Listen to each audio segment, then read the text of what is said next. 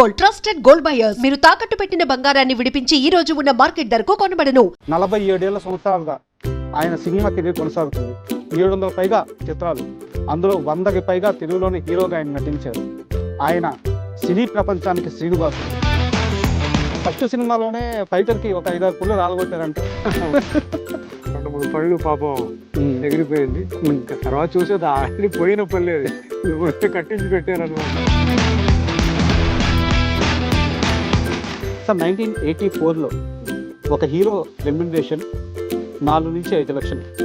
అప్పట్లో సౌత్లో ఏ హీరోకి ఆ రెమ్యునరేషన్ లేదు, ఒక సుమన్ గారు మాత్రమే ఆ రేంజ్ రెమ్యునరేషన్ తీసుకున్నారు అని చెప్తుంటారు. యాక్చువల్గా నేను డబ్బులు పెద్దగా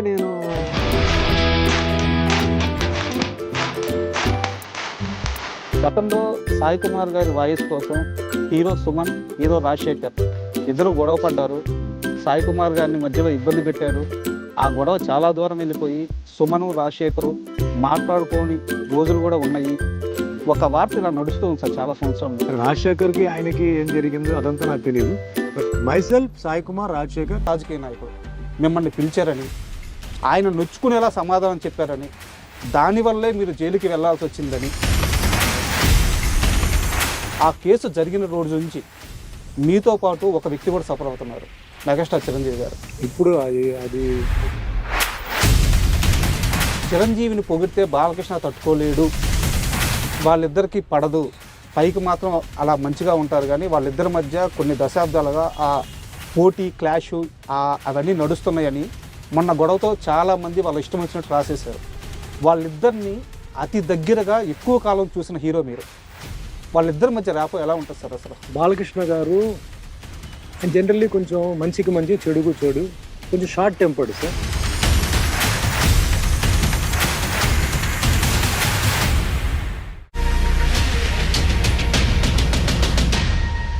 hi, welcome to my show. ఈరోజు మనతో పాటు ఉన్న గెస్ట్కి 2 తెలుగు రాష్ట్రాల్లోనే కాదు, యావత్ సినీ ప్రపంచంలో పరిచయం అవసరం లేదు. 47 సంవత్సరాలుగా ఆయన సినిమా కెరీర్ కొనసాగుతుంది. 700 పైగా చిత్రాలు, అందులో 100కి పైగా తెలుగులోని హీరోగా ఆయన నటించారు. ఆయన సినీ ప్రపంచానికి శ్రీనివాసుడు. ఆయన్ని చూసి మురిసిపోయిన కోట్ల మంది అభిమానులు ఉన్నారు. అలాంటి ఒక లెజెండరీ వ్యక్తి ఈరోజు మనతో ఉన్నారు. ఆయనే మన సుమన్ గారు. సుమన్ గారితో మాట్లాడి ఆయన సినీ జీవిత విశేషాలు మరికొన్ని తెలుసుకున్నాం. హాయ్ సార్, నమస్తే. నమస్కారం అండి. సార్, ముందుగా అంటే చిన్నప్పటి నుంచి మీ సినిమాలు చూశాను సార్. 1-2 సందర్భాల్లో మిమ్మల్ని దూరం నుంచి కూడా చూశాను.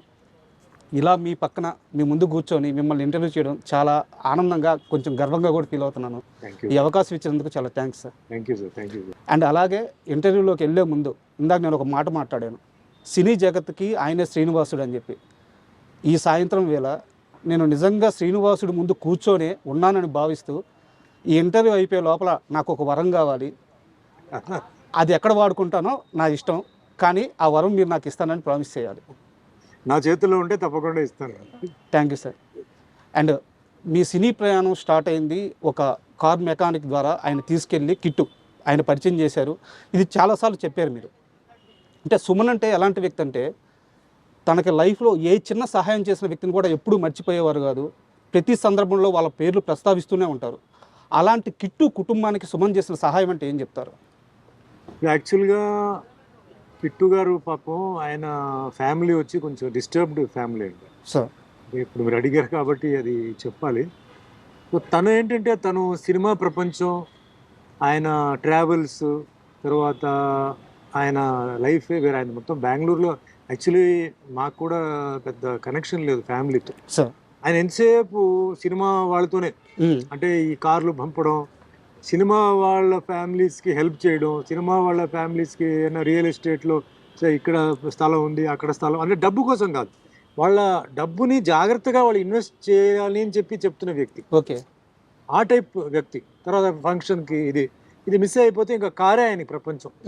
కారు ట్రావెల్స్ అని తప్ప పెద్ద ఏమి లేదు సార్. అయితే నాకు అంటే నా ఎంట్రీ నుంచి అదే ఆయనే కదా మొత్తం చేసింది. సో ఎప్పుడు నేను ఆయన ఫ్యామిలీ గురించి కానీ ఆయన ఏ విషయాలు అడగలేదు. బట్ తర్వాత ఎప్పుడైతే ఆయన లాస్ట్ డేలో చనిపోయినప్పుడు, అప్పుడు ఆయన ఫ్యామిలీ వాళ్ళు బెంగళూరు నుంచి వాళ్ళు రావడం, కలవడం, అప్పుడే నాకు తెలిసింది. ఎక్కువ మాకు ఎవరికి సినిమా వాళ్ళకి ఎక్కువ పరిచయం లేదు కాబట్టి వాళ్ళు కూడా మాతో ఎక్కువ పెద్దగా ఇది కనెక్షన్ పెట్టుకోలే. సార్ వచ్చారు, మాట్లాడారు, అంత ఆ సిచ్యువేషన్లో డిస్కస్ చేయాల్సిన అవును. ఒక టాపిక్ కాదు. ఉమ్, తర్వాత అంటే ఆయన లాస్ట్ డేస్ చెన్నైలో జరిగింది. సో తర్వాత ఇక్కడ మళ్ళీ వచ్చేసాం అనమాట. సో దాంతో ఏంటంటే మాకు ఎక్కువ ఏమి తెలియదండి అసలు మ్యాటర్, Okay. వాళ్ళ ఫ్యామిలీ బ్యాక్గ్రౌండ్ గురించి కానీ. అంటే నేను పర్సనల్గా జనరల్గా ఎవరు పర్సనల్ మ్యాటర్స్కి వెళ్ళను. సార్ అంటే వాళ్ళ ఫ్యామిలీ ఎక్కడ ఉంది అదే వాళ్ళుగా చెప్తే ఓకే, కానీ పర్సనల్ మ్యాటర్స్లో నేను ఎప్పుడు ఇంటర్ఫియర్ చేయడం నాకు ఇష్టం లేదన్నమాట. అంటే ఈ క్వశ్చన్ అడగడానికి కారణం ఏంటంటే సార్, మీరు చాలా ఇంటర్వ్యూలో కిట్టు నా గాడ్ ఫాదరు, ఆయన ద్వారానే ఇండస్ట్రీలోకి వచ్చానని చెప్పారు. అవును సో తర్వాత కిట్టు ఏమయ్యారు అనేది చాలా మందికి తెలియదు. అవునవును. సో అందుకని ఈ క్వశ్చన్ అడిగాను. ఇప్పుడు చనిపోయి ఆల్మోస్ట్ 10 years పైన అయిపోయింది. సార్ 10 years 12 years అయిపోయింది సార్ ఎందుకంటే సుమన్ అంటే మాకందరికీ ఒక నిధిలాగా అనమాట. ఇలాంటి ఒక నిధిని ఇండస్ట్రీకి ఇచ్చిన మనిషి గురించి ప్రస్తావించి ఇంటర్వ్యూ స్టార్ట్ చేద్దాం అనుకున్నాను. అండ్ మీ కెరీర్ విషయానికి వస్తే సార్, ఫస్ట్ మూవీ నా తమిళ్లో నేమ్ ఏదే స్విమ్మింగ్ పూల్ అని ఏదో పేరు వస్తుంది తెలుగులో. ఫస్ట్ సినిమాలోనే ఫైటర్కి ఒక 5-6 పుల్లు రాలగొట్టారంట. అంటే నన్ను ఫస్ట్ ఆఫ్ ఆల్ నేను సినిమా ఫీల్డ్కి వెళ్ళడానికే నా కరాటే బ్యాక్గ్రౌండ్ అండి. Yes sir. అంటే పర్సనాలిటీ అప్పుడు ఉంది సార్ కానీ యాక్టింగ్ తెలియదు, సార్. డాన్సింగ్ తెలియదు. ఒకటే ఒక క్వాలిఫికేషన్ ఏంటంటే karate black belt. Yes sir. ఆ కరాటే బ్లాక్ బెల్ట్ నన్ను కరాటే చేయడం చూసి ప్రొడ్యూసర్ డైరెక్టర్ టిఆర్ రామన్న గారు కిట్టు గారి ద్వారా మెసేజ్ పెట్టి తీసుకొచ్చారు. సో నాకేంటంటే అప్పుడు ఒరిజినల్గా స్టంట్స్ చేయడం, కరాటేలో మాకు ఏదైతే నేర్పించారో అది చూపించడం అదే అయింది. ఈ స్టంట్లో ఏంటంటే టచ్ చేయకుండా కెమెరాకి ఓవర్లాప్ చేసి చేయడం ఇవన్నీ తెలీదు. సో ఫైట్ చేసేటప్పుడు తెలియకుండా హ్యాండ్ పంచ్ కొట్టి ఒక 2-3 పళ్ళు పాపం ఎగిరిపోయింది. తర్వాత చూసి అది ఆల్రెడీ పోయిన పర్లేదు, కట్టించి పెట్టారనమాట. ఆయన అన్నాడు, ఏం వరే అవుతుంది సార్, ఆల్రెడీ పళ్ళు వేరే షూటింగ్లో పోయింది, కట్టిన పళ్ళు అండి కాబట్టి ఓకే అని అన్నారు. బట్ అంతే తప్ప డెలిబరేట్గా కొట్టడం అలాంటిది ఏం లేదు. బట్ నేను మట్టుకు అప్పుడు ఏం చెప్పినంటే, అంటే వాళ్ళు ఏంటంటే ఆర్టిస్ట్ని టచ్ చేయకుండా చేసేవారు. టచ్ చేయకుండా చేసే నాకు రియాక్షన్ వచ్చేది కాదు. సార్ మీరు టచ్ చేయకపోతే నా రియాక్షన్ రాదు సార్, మీరు కొట్టండి అని చెప్పి ఉల్టాగా వాళ్ళ దగ్గర నుంచి నేను టచ్ అయ్యేలాగా నేను కొట్టించుకున్నాను. అప్పుడే రియాక్ట్ అయ్యాను.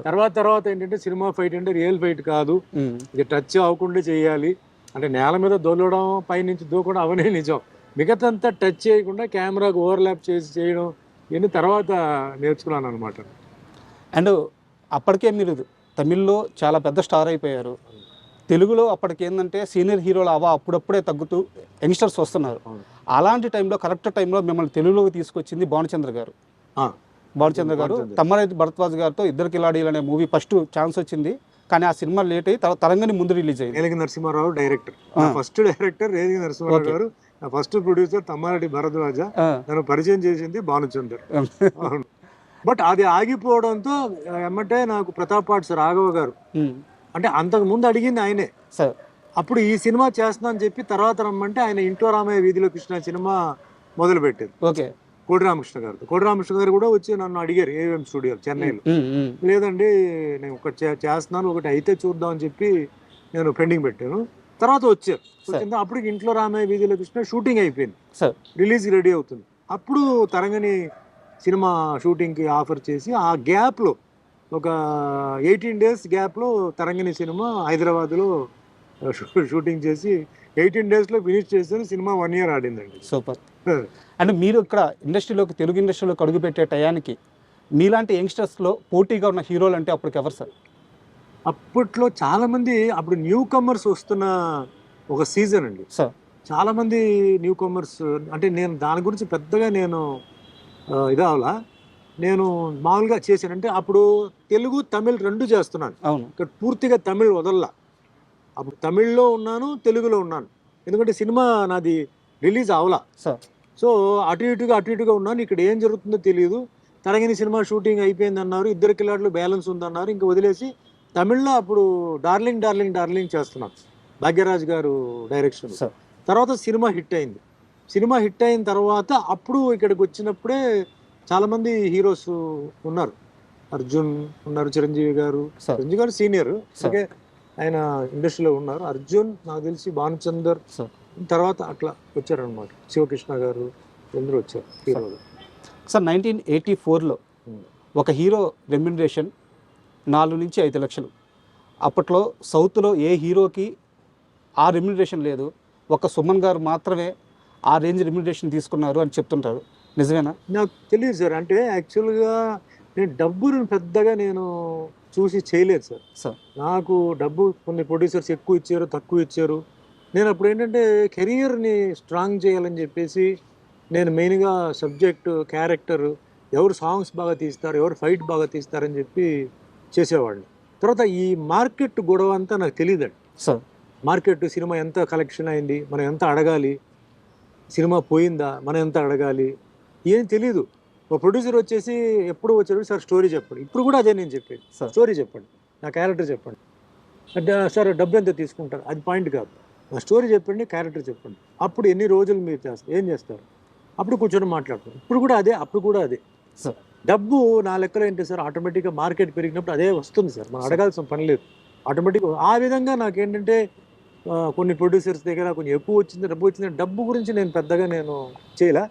బట్ కానీ అప్పట్లో అది రికార్డ్ అండి సార్. అంటే సౌత్లో మేబీ అప్పట్లో మొత్తం అన్ని లాంగ్వేజ్లో కలిపి ఏ హీరోకి కూడా ఆ రేంజ్ రెమ్యునరేషన్ లేదంట. లేదు సార్. అప్పుడు ఆల్రెడీ తమిళ్లో రజనీకాంత్ గారు, కమల్ హాసన్ గారు వాళ్ళందరూ హై రేంజ్లో ఉన్నారు అప్పుడు. తెలుగు ఈ జనరేషన్, సెకండ్ జనరేషన్ అంటే రామారావు గారు, నాగేశ్వరరావు గారు, కృష్ణ గారు, కృష్ణరాజు గారు, సోహన్ బాబు గారు తర్వాత బ్యాచ్ మేమే, మొత్తం బ్యాచ్. మరి ఆ బ్యాచ్ల్లో మేబీ నేను హై రెన్యూమరేషన్ నాకు ఎప్పుడు సుమన్ రెన్యూమరేషన్ డిమాండ్ చేసాడని ఎప్పుడు కంప్లైంట్ రాలేదు, ఎక్కడ రాలే. దానికి కూడా నా దగ్గర ఒక క్వశ్చన్ ఉంది సార్. ఈ మధ్య మీరు ఒక ఇంటర్వ్యూలో మాట్లాడుతూ 99 సినిమాలు అయినాయి, 100వ సినిమా కావట్లేదు, అంటే సినిమాలు చేస్తున్నా, నేను హీరోగా ఆ 100 సినిమా పూర్తయితే చేద్దామని చెప్పి కొన్ని రోజులు వెయిట్ చేశాను. కరెక్ట్గా అలాంటి సమయానికి సత్యనారాయణ, అది పేరు నాకు గుర్తు రావట్లేదు, మీ 100వ సినిమా, ఆ సినిమా ఛాన్స్ వచ్చింది. ఫస్ట్ వాళ్ళు ఏం చెప్పారంటే, మామూలు ఆర్టిస్టు, క్యారెక్టర్ ఆర్టిస్ట్ లాగే నేను అక్కడికి వెళ్ళాను. తీరా అక్కడికి వెళ్ళిన తరువాత తెలిసింది నా మీదే 4 పాటలు ఉన్నాయి, నేనే ఆ cinema hero, full length character నాదే అని చెప్పి అక్కడికి వెళ్ళి నాకు తెలిసింది. చాలా హ్యాపీగా ఫీల్ అయ్యాను, 100వ సినిమా ఫినిష్ చేశానని చెప్పి మీరు ఒక ఇంటర్వ్యూలో చెప్పారు. ఇక్కడ నా క్వశ్చన్ ఏంటంటే, క్యారెక్టర్ ఆర్టిస్ట్గా ఒక రెమ్యునరేషన్ ఉంటుంది సార్, హీరోగా అయితే ఆ రెమ్యునరేషన్ మారుద్ది. మీరు అక్కడ కూడా ఏం, నన్ను క్యారెక్టర్ ఆర్టిస్ట్ అనుకున్నాను, ఇప్పుడు నన్ను హీరోని అంటున్నారు, నా రెమ్యునరేషన్ పెంచండి, ఇలాంటి డిమాండ్ ఏం చేయలేదా? సినిమా ఫీల్డ్లో ఉండడానికి కొన్ని సూత్రాలు ఉన్నాయి, కొన్ని సీక్రెట్స్ ఉన్నాయి సార్. ఫస్ట్ థింగ్ ఏంటంటే you have to be destined sir. నీ తలరాత్లో రాసి ఉంటేనే నువ్వు సినిమా ఫీల్డ్లో ఉండగలుగుతావు సార్. డామినేట్ చేసేది అది రెండోది, పొజిషన్ అనేది మూడోది. సార్. ఇవన్నీ గ్రేడ్స్ ఉన్నాయి. కానీ ఇండస్ట్రీలో ఉండాలంటే నీ తలరాతో చేతిరాతో ఉంటే తప్ప నువ్వు ఉండలేవు, ఒకటి. సెకండ్ థింగ్, నువ్వు అందరితో డార్లింగ్గా ఉండాలంటే ఫస్ట్ థింగ్ ఏంటంటే సెట్లో అందరితో మంచిగా ఉండాలి, ఫ్రెండ్లీగా ఉండాలి. గర్వం, సక్సెస్ వచ్చినప్పుడు గర్వం, తర్వాత అహంకారం అవన్నీ లేకుండా ఎంత లో ప్రొఫైల్ వెళ్తే అంత మంచిది. ఆర్టిస్టులే కాదు, టెక్నీషియన్స్ని కూడా నువ్వు నవ్వుతూ మాట్లాడుతూ ప్రేమించి మర్యాద అంటే ఇస్తుంటే, ఇదన్నీ ఏంటంటే connections, is are all wires to connect to longevity అని చెప్పి నాకు మెసేజ్ చేయాలి. అని ఎప్పుడు రెన్యూమరేషన్ అడగొద్దు. ఓకే. నీ రెన్యూమరేషన్ ఆటోమేటిక్గా నీకు వస్తాయి. నీ రేట్ ఇంత, నాకు ఇంత, అంత వెళ్ళు మార్కెట్లో. ఎందుకంటే నీ సినిమా కొన్నవాడు ముందు బాగుపడాలి, నీ ప్రొడ్యూసర్ ముందు ఏంటంటే అమ్మయ్య నేను సుమన్తో చేస్తే నాకు డబ్బు మిగిలింది అని ఫీలింగ్ రావాలి. డైరెక్టర్ అనేవాడు సుమన్ వస్తే నాకు టెన్షన్ లేదయ్యా, చెప్పింది చేస్తాడు, వెళ్ళిపోతాడు, చెప్పిన డేట్ ప్రకారం వస్తాడు, పోతాడు. ఇలాంటిదని నువ్వు సంపాదించుకోవాలి. ఎప్పుడు ఈ రూల్స్ పెట్టుకొని చెప్పాడండి ఫస్ట్ నా టిఆర్ రామన్న గారు. ఈరోజు కూడా నేను అదే పాటిస్తున్నాను. 47 years in a field is not a joke అండి. Yes sir. So many generations, అవును, so many challenges, so many competition, not 1 language, 11 languages. Sir. ఇదే సూత్రాలు నేను పాటిస్తున్నాను. నా character I'm very strict.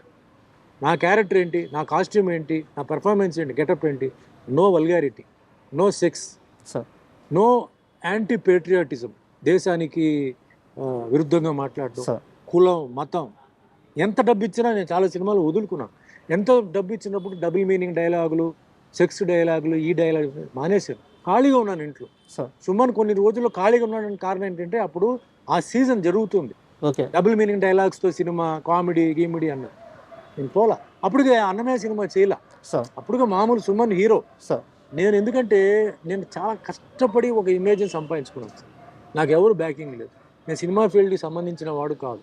Acting తెలియదు, ఏమీ తెలియదు. మొత్తానికి భగవంతుడు తీసుకు పెట్టాడు. తర్వాత నాకు తెలిసిన విషయం ఏంటంటే ఒక శ్రీనివాసుడు క్యారెక్టర్ చేయడానికి పైనుంచి ఆయన నన్ను సృష్టించాడు, నన్ను చేయించాడు అని చెప్పి తర్వాత తెలిసింది నా బుర్రకి. అప్పుడు దాకా నాకు తెలియదు. సార్ సుమన్ ఎందుకు వచ్చాడు ఒక ఫీలింగ్ వస్తే, ఒక శ్రీనివాసుడు క్యారెక్టర్ చేయడానికి ఆ శ్రీనివాసుడు నువ్వే క్యారెక్టర్ నా సినిమా చేయడానికి అని చెప్పేసి నాకు ఆ లైన్ నాకు ఇచ్చి నన్ను తయారు చేసి, ఎందుకంటే ఆ క్యారెక్టర్ చేయడానికి కేవలం మేకప్ వేయడం, పూసుకోవడం, చేయడం కాదండి. ఎంతో త్యాగం చేశారు. కాళ్ళకు చెప్పులు వేయలేదు. 8 నెలలు నేల మీద పడుకున్నారు. 8 నెలలు ఉదయం 3 గంటలకు లేచి 5 గంటలకి అన్నపూర్ణ స్టూడియోలో మేకప్ వేసి ఇట్స్ ఆన్ రికార్డ్. సార్ చలి ఎండ అన్నిటికీ చేశాను. సరే ఇవన్నీ పక్కన పెట్టండి. ఆ సినిమా రిలీజ్ అయిన తర్వాత పెద్ద హిట్ అయిన తర్వాత president of India Shankar Dayal Sharma గారితో పక్క పక్కనే కూర్చొని సినిమా చూసే భాగ్యం నాకు ఆ దేవుడు ఇచ్చాడు. సో వీటన్నిటికీ అన్ని సంవత్సరాలు నాకు పరీక్ష, అన్ని సంవత్సరాలు నాకు ట్రైనింగ్, అన్ని సంవత్సరాలు ఏంటి ఆ మొహంలో మేకప్ వేసినందుకు మాత్రం కళ రాదు సార్. దేవుడు కళ రాదు. అయ్యో ఆ పవర్ రావాలి. అవును, అది పైవాడు ఇవ్వాలి. అది ఇచ్చాడు, చేశాడు. సో నేను ఆ రూట్లో నేను ఎప్పుడూ ఆలోచిస్తుంటానండి. మన చేతిలో ఏమీ లేదు సార్. 300 మంది పైకి ఎక్కారు, 3 నిమిషాల్లో ఎగిరిపోయారు సార్ ఫ్లైట్లో. ఏం గ్యారంటీ ఉందండి? ఇంకో 10 నిమిషాల తర్వాత ఏం జరుగుతుంది ఎవడికి తెలియదు. సో ఎక్కువ నేను ఆశలు పెట్టుకోవడం, ఎక్కువ అది ఇది లేదు. చిన్నప్పటి నుంచి మా అమ్మగారు కూడా చాలా అంటే ఒక ప్రిన్సిపల్గా ఉండేవారు. సో అన్నీ కొంచెం బుద్ధిజము, నా కరాటే స్కూల్లో కూడా బుద్ధిజం గురించి, కర్మ గురించి అవన్నీ, సాంస్క్రిట్లో భగవద్గీత చదివాను. అది పెద్ద నాకు ఒక వరం. లైఫ్ అంటే ఏంటి అని మా అమ్మగారు అంటే నేర్చుకోమని చెప్పింది. సో అట్లా నా లైఫ్ మిగిలిన వాళ్ళలాగా కాదండి. కేమే వెరీ హార్డ్ వే. ఛాలెంజెస్ అందరికీ ఉంటాయి. నేను ఏదో ఒకటే పోరాడేని కాదు. ప్రతి ఒక్కరి ఛాలెంజ్ వేరే వేరే స్టైల్లో ఉంటుంది, వేరే వేరే ప్రశ్నలు ఉంటాయి. అంటారు కదా, never copy the neighbours answer paper. అప్పుడు ఆయన క్వశ్చన్స్ ఆర్ వాళ్ళ లైఫ్ వేరే. Comparison, no comparison. నేను ఎప్పుడు నాతో పాటు కాదు, నా కింద ఉన్న వాళ్ళతో కంపేర్ చేస్తాను. భగవంతుడు నాకు ఇది ఇచ్చాడు, ఇది మనం కాపాడుకోవాలి. ఎవడేం చెప్పినా నాకు అనవసరం. నేను చేసేది రైటా రాంగా సార్.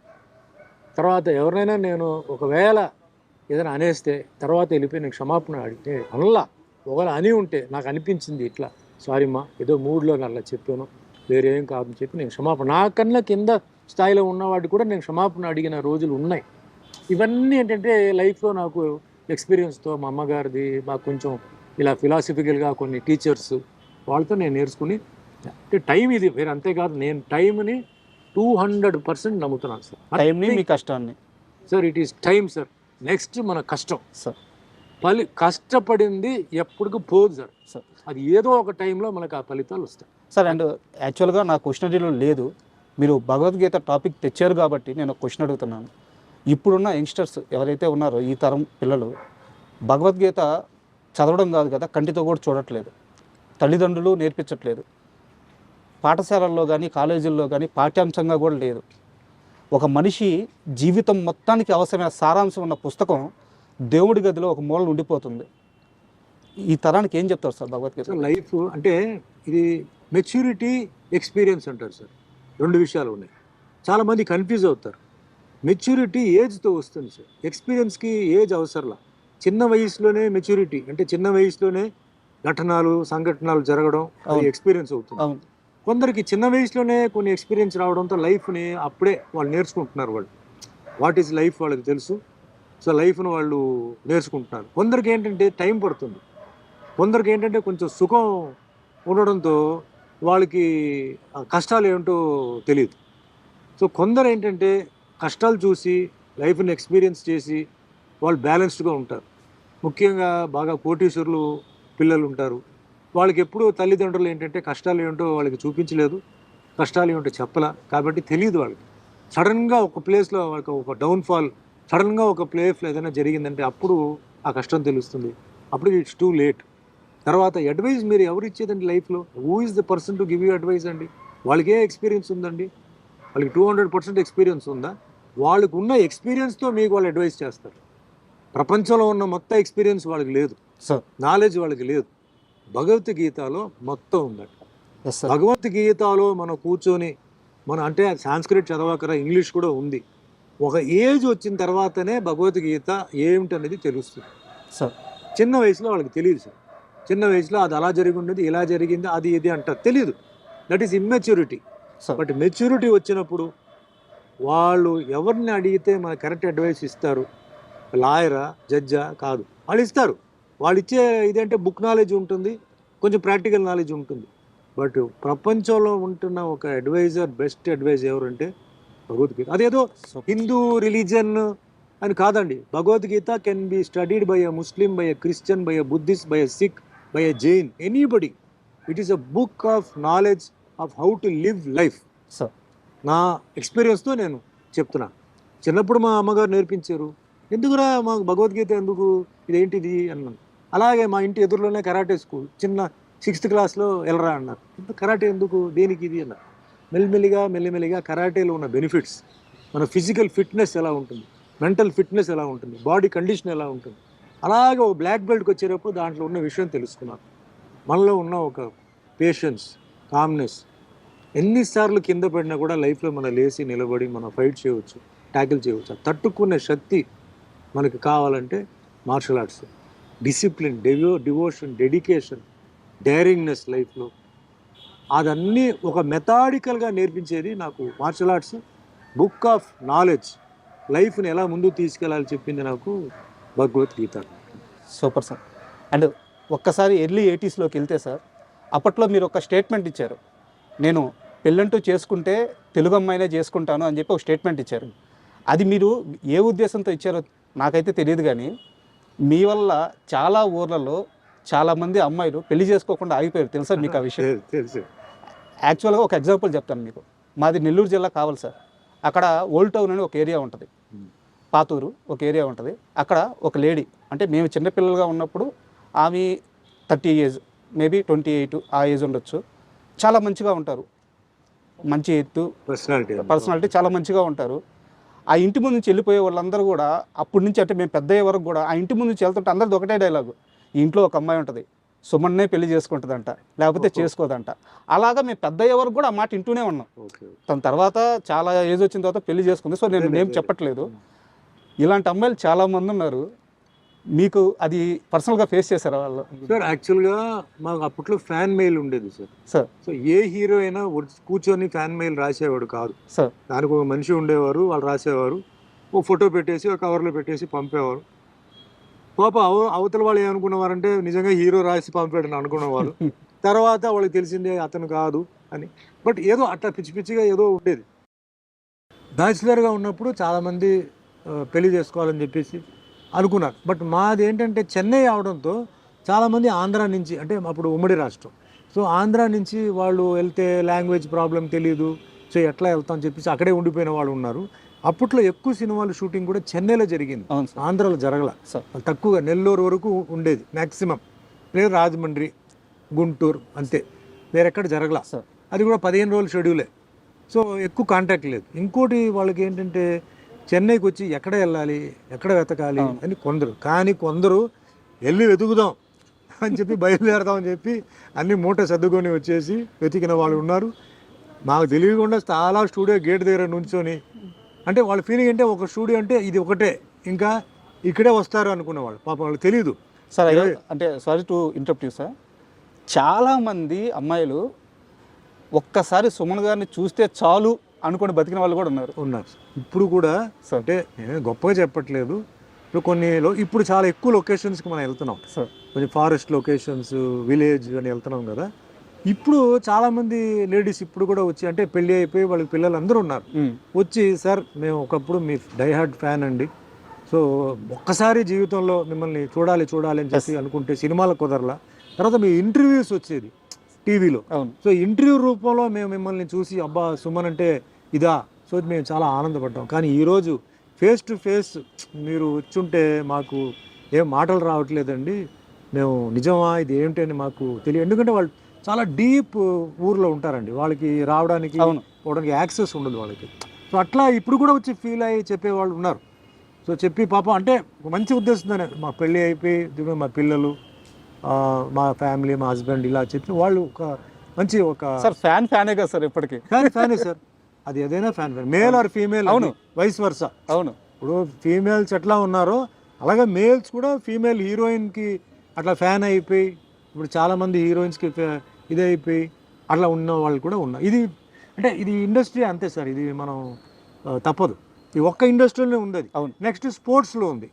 మళ్ళీ మంచి స్పోర్ట్స్ మ్యాన్ అయితే పెళ్లి చేసుకోవాలని అమ్మాయిలు మీరు చూస్తుంటారు. మంచి స్పోర్ట్స్ కాంపిటీషన్ జరిగేటప్పుడు గర్ల్స్ వస్తారు, ప్రపోజ్ చేయడం బ్యాచులర్గా ఉంటే వస్తారు. ఐ థింక్ అది అంతే, వేరే దేంట్లో లేదు ఇంత క్రేజ్, వేరే దాంట్లో లేదు. అఫ్కోర్స్ బిజినెస్ అయితే అది వేరే అనుకోండి. బట్ సార్ ఒక serious question sir, hero Rajasekhar గారితో మీ అనుబంధం ఇప్పుడు ఎలా ఉంది?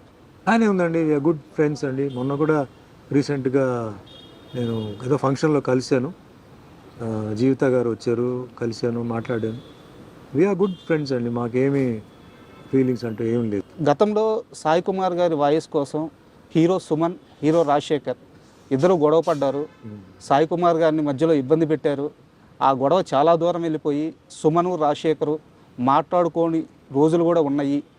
ఒక వార్త ఇలా నడుస్తూ ఉంది సార్ చాలా సంవత్సరాల నుంచి. లేదు, నాకు వాస్తవానికి సాయి పాపులర్ అయింది నా వల్లనే సార్. ఆయన వాయిస్ ఇచ్చేటప్పుడు తమిళ డబ్బింగ్కి ఎవరెవరికో ఇచ్చేవారు, బట్ పాపులారిటీ వచ్చింది నా వల్లనే సార్. నా సినిమాలు తర్వాత పికప్ అయ్యి ప్రతి సినిమాకి సాయి కుమార్, తర్వాత సాయి కుమార్ రాజశేఖర్కి, ఎప్పుడైతే రాజశేఖర్ వచ్చారో రాజశేఖర్కి చెప్పాడు.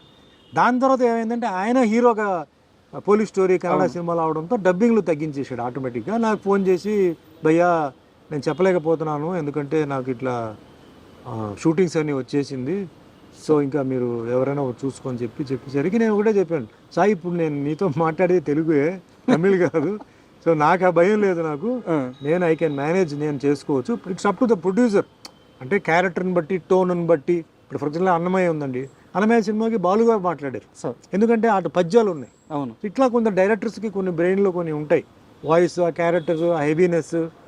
సో నన్ను మాట్లాడమంటే నేను డెఫినెట్గా నేను మాట్లాడవచ్చు. అండ్ నాకు అంటే మాట్లాడితే ఏంటంటే అవార్డు వస్తుంది ఆ పిచ్చి నాకు లేదు. నాకు అవార్డు ఆల్రెడీ నాకు భగవంతుడు ఇచ్చేసారు ఈ ఇండస్ట్రీలో, ఇంకా అది కావాలని చెప్పి అట్లేం కాదు. బట్ సుమన్ మాట్లాడితే బాగుంటుంది, సుమన్ మాట్లాడితే ఆయన టేక్లో ఎలా మాట్లాడారో ఆ విధంగా ఉంటుంది, ఎస్పెషల్లీ ఇంగ్లీష్ వర్డ్స్ మిక్స్ అయ్యేటప్పటికి అన్నప్పుడు నేను చెప్తున్నాను.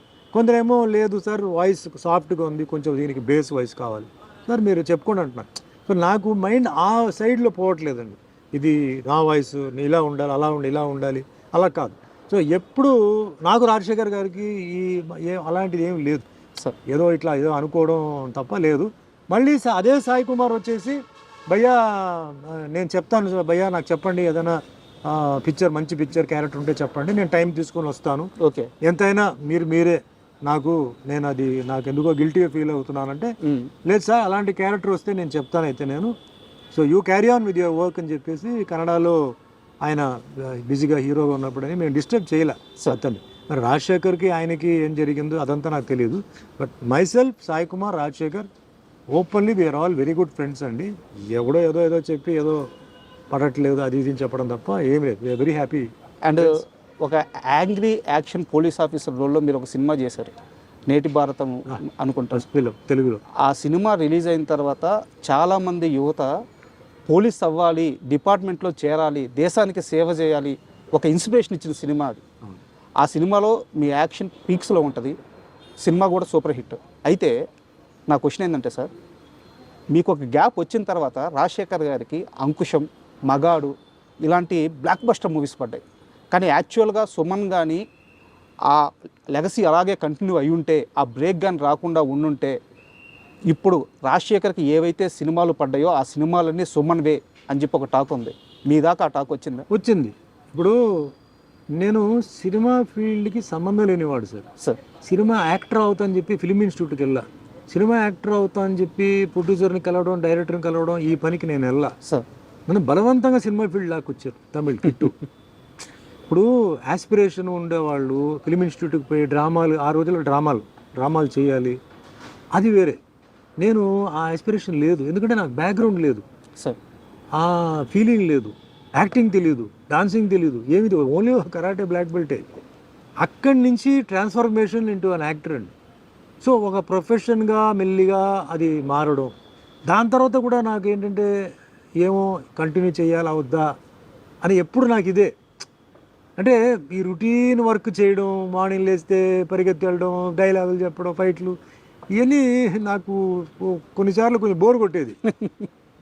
ఏం వేరే ఏం లేదు, ఇదే ఇది అని హీరో ఉన్నప్పుడు అదే డైలాగులు సార్ వేరే వేరే రైటర్స్ వేరే వేరే స్లాంగ్లో రాస్తారు. సార్ ముందుది వెనక్కి ముందు రాస్తారు, మ్యాటర్ ఒకటే. అవును సో అట్లా కొన్నిసార్లు వచ్చింది. తర్వాత ఆఫ్టర్ 10 years తర్వాత స్టాప్ చేద్దాం అనేసరికి 10 సినిమాలు రావడం, ప్రెషర్తో ఒప్పుకోవడం, అట్లాగా నాకు 47 years నాకు కంప్లీట్ అయిపోయింది.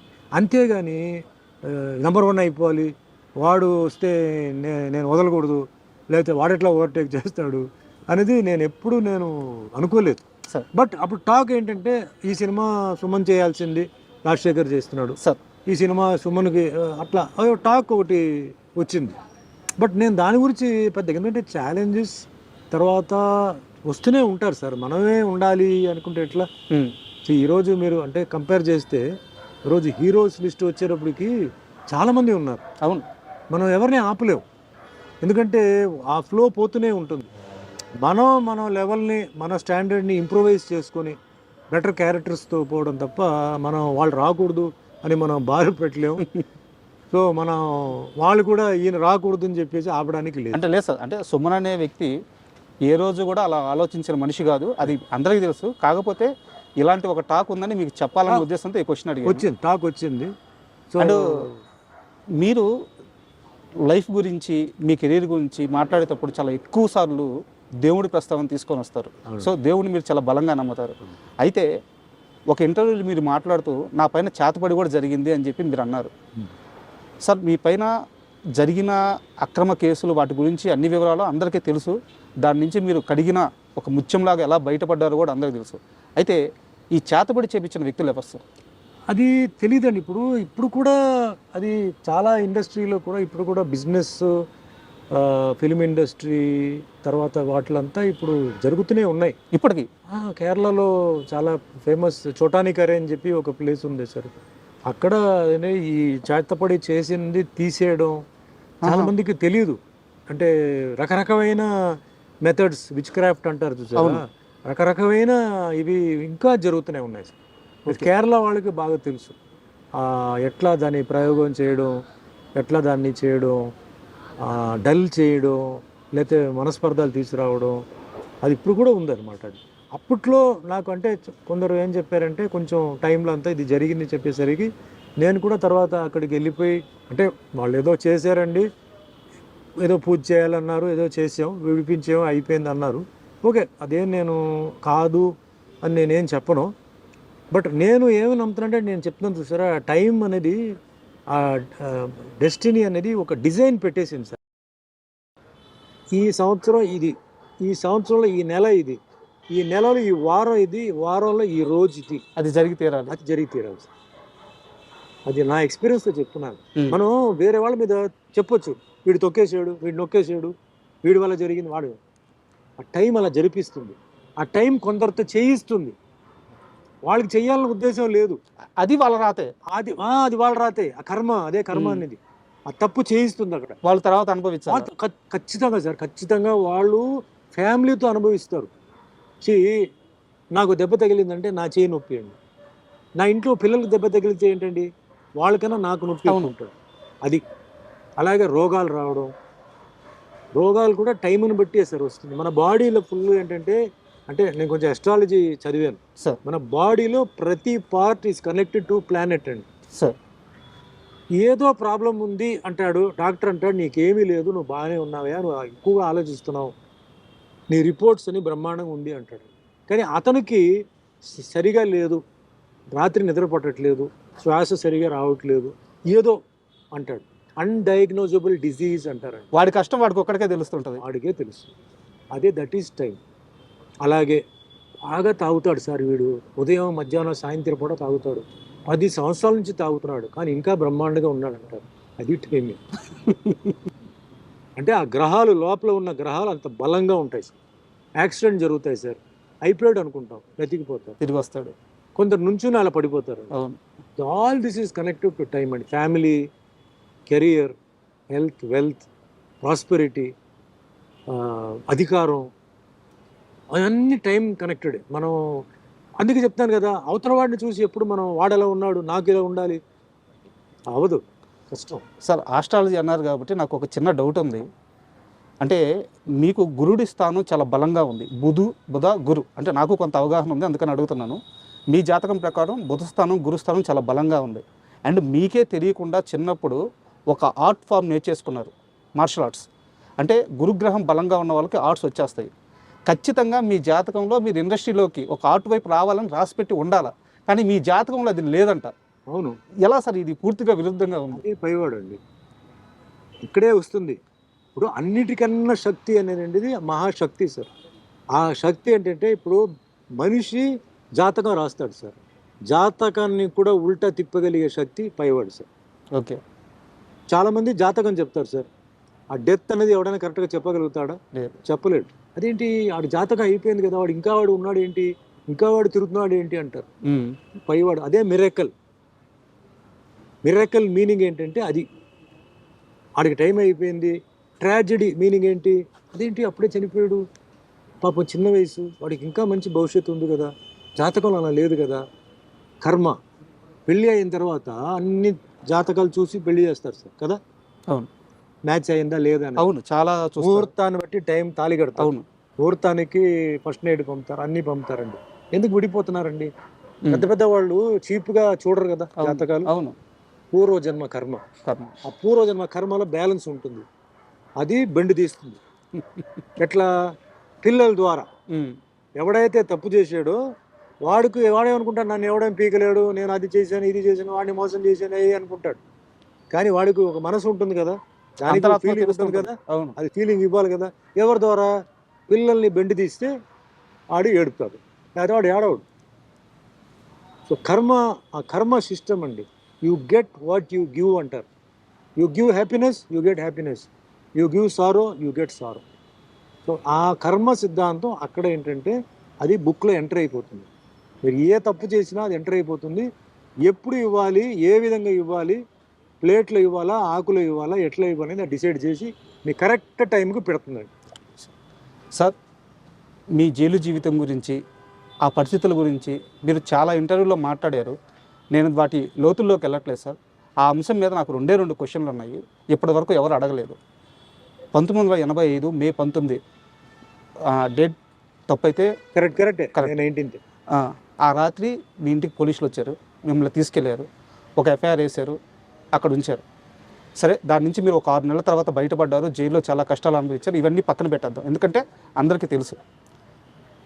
కానీ సార్, మీరు జైలుకి వెళ్ళక ముందు ఒక పెద్ద రాజకీయ నాయకుడు, తమిళనాడులో ఒక పెద్ద రాజకీయ నాయకుడు మిమ్మల్ని పిలిచారని, సుమన్ నీ మీద ఇలాంటి ఒక అభియోగాలు నేను వింటున్నాను, నా దాకా వచ్చినాయి, జాగ్రత్తగా వాటన్నిటినీ పక్కకు వచ్చేసి అని అడిగారని, దానికి మీరు నేను ఏ తప్పు చేయలేదు, నాకు సంబంధం లేదు, నాకేం సంబంధం, నాకెందుకు చెప్తున్నారు అని ఆయన నొచ్చుకునేలా సమాధానం చెప్పారని, దానివల్లే మీరు జైలుకి వెళ్ళాల్సి వచ్చిందని నేను ఒక 2 రోజుల్లో అన్ని పాత వార్తలు అన్నీ తెలుసుకొని కాస్త మీ ముందు ఈ క్వశ్చన్ ఉంచుతున్నాను.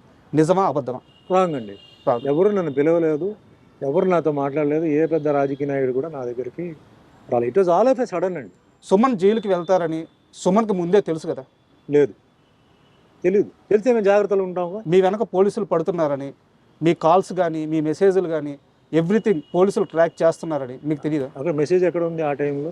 కాల్స్ లేవు. అంటే మా ఐడ్రీమ్కి వచ్చినప్పుడు భానుచంద్ర గారు ఒక మాట చెప్పారు, ఒకరోజు రోడ్డు మీద ఆయన పోతా ఉంటే మీరు ఆల్ ఆఫ్ సడన్గా కార్ వేసుకొని వచ్చేసి, అప్పటికే అది న్యూస్ వచ్చేసిందండి. అది జరిగిన సెకండ్ డే ఏదో నాకు అరెస్ట్ అయింది. ఓకే, అంతే.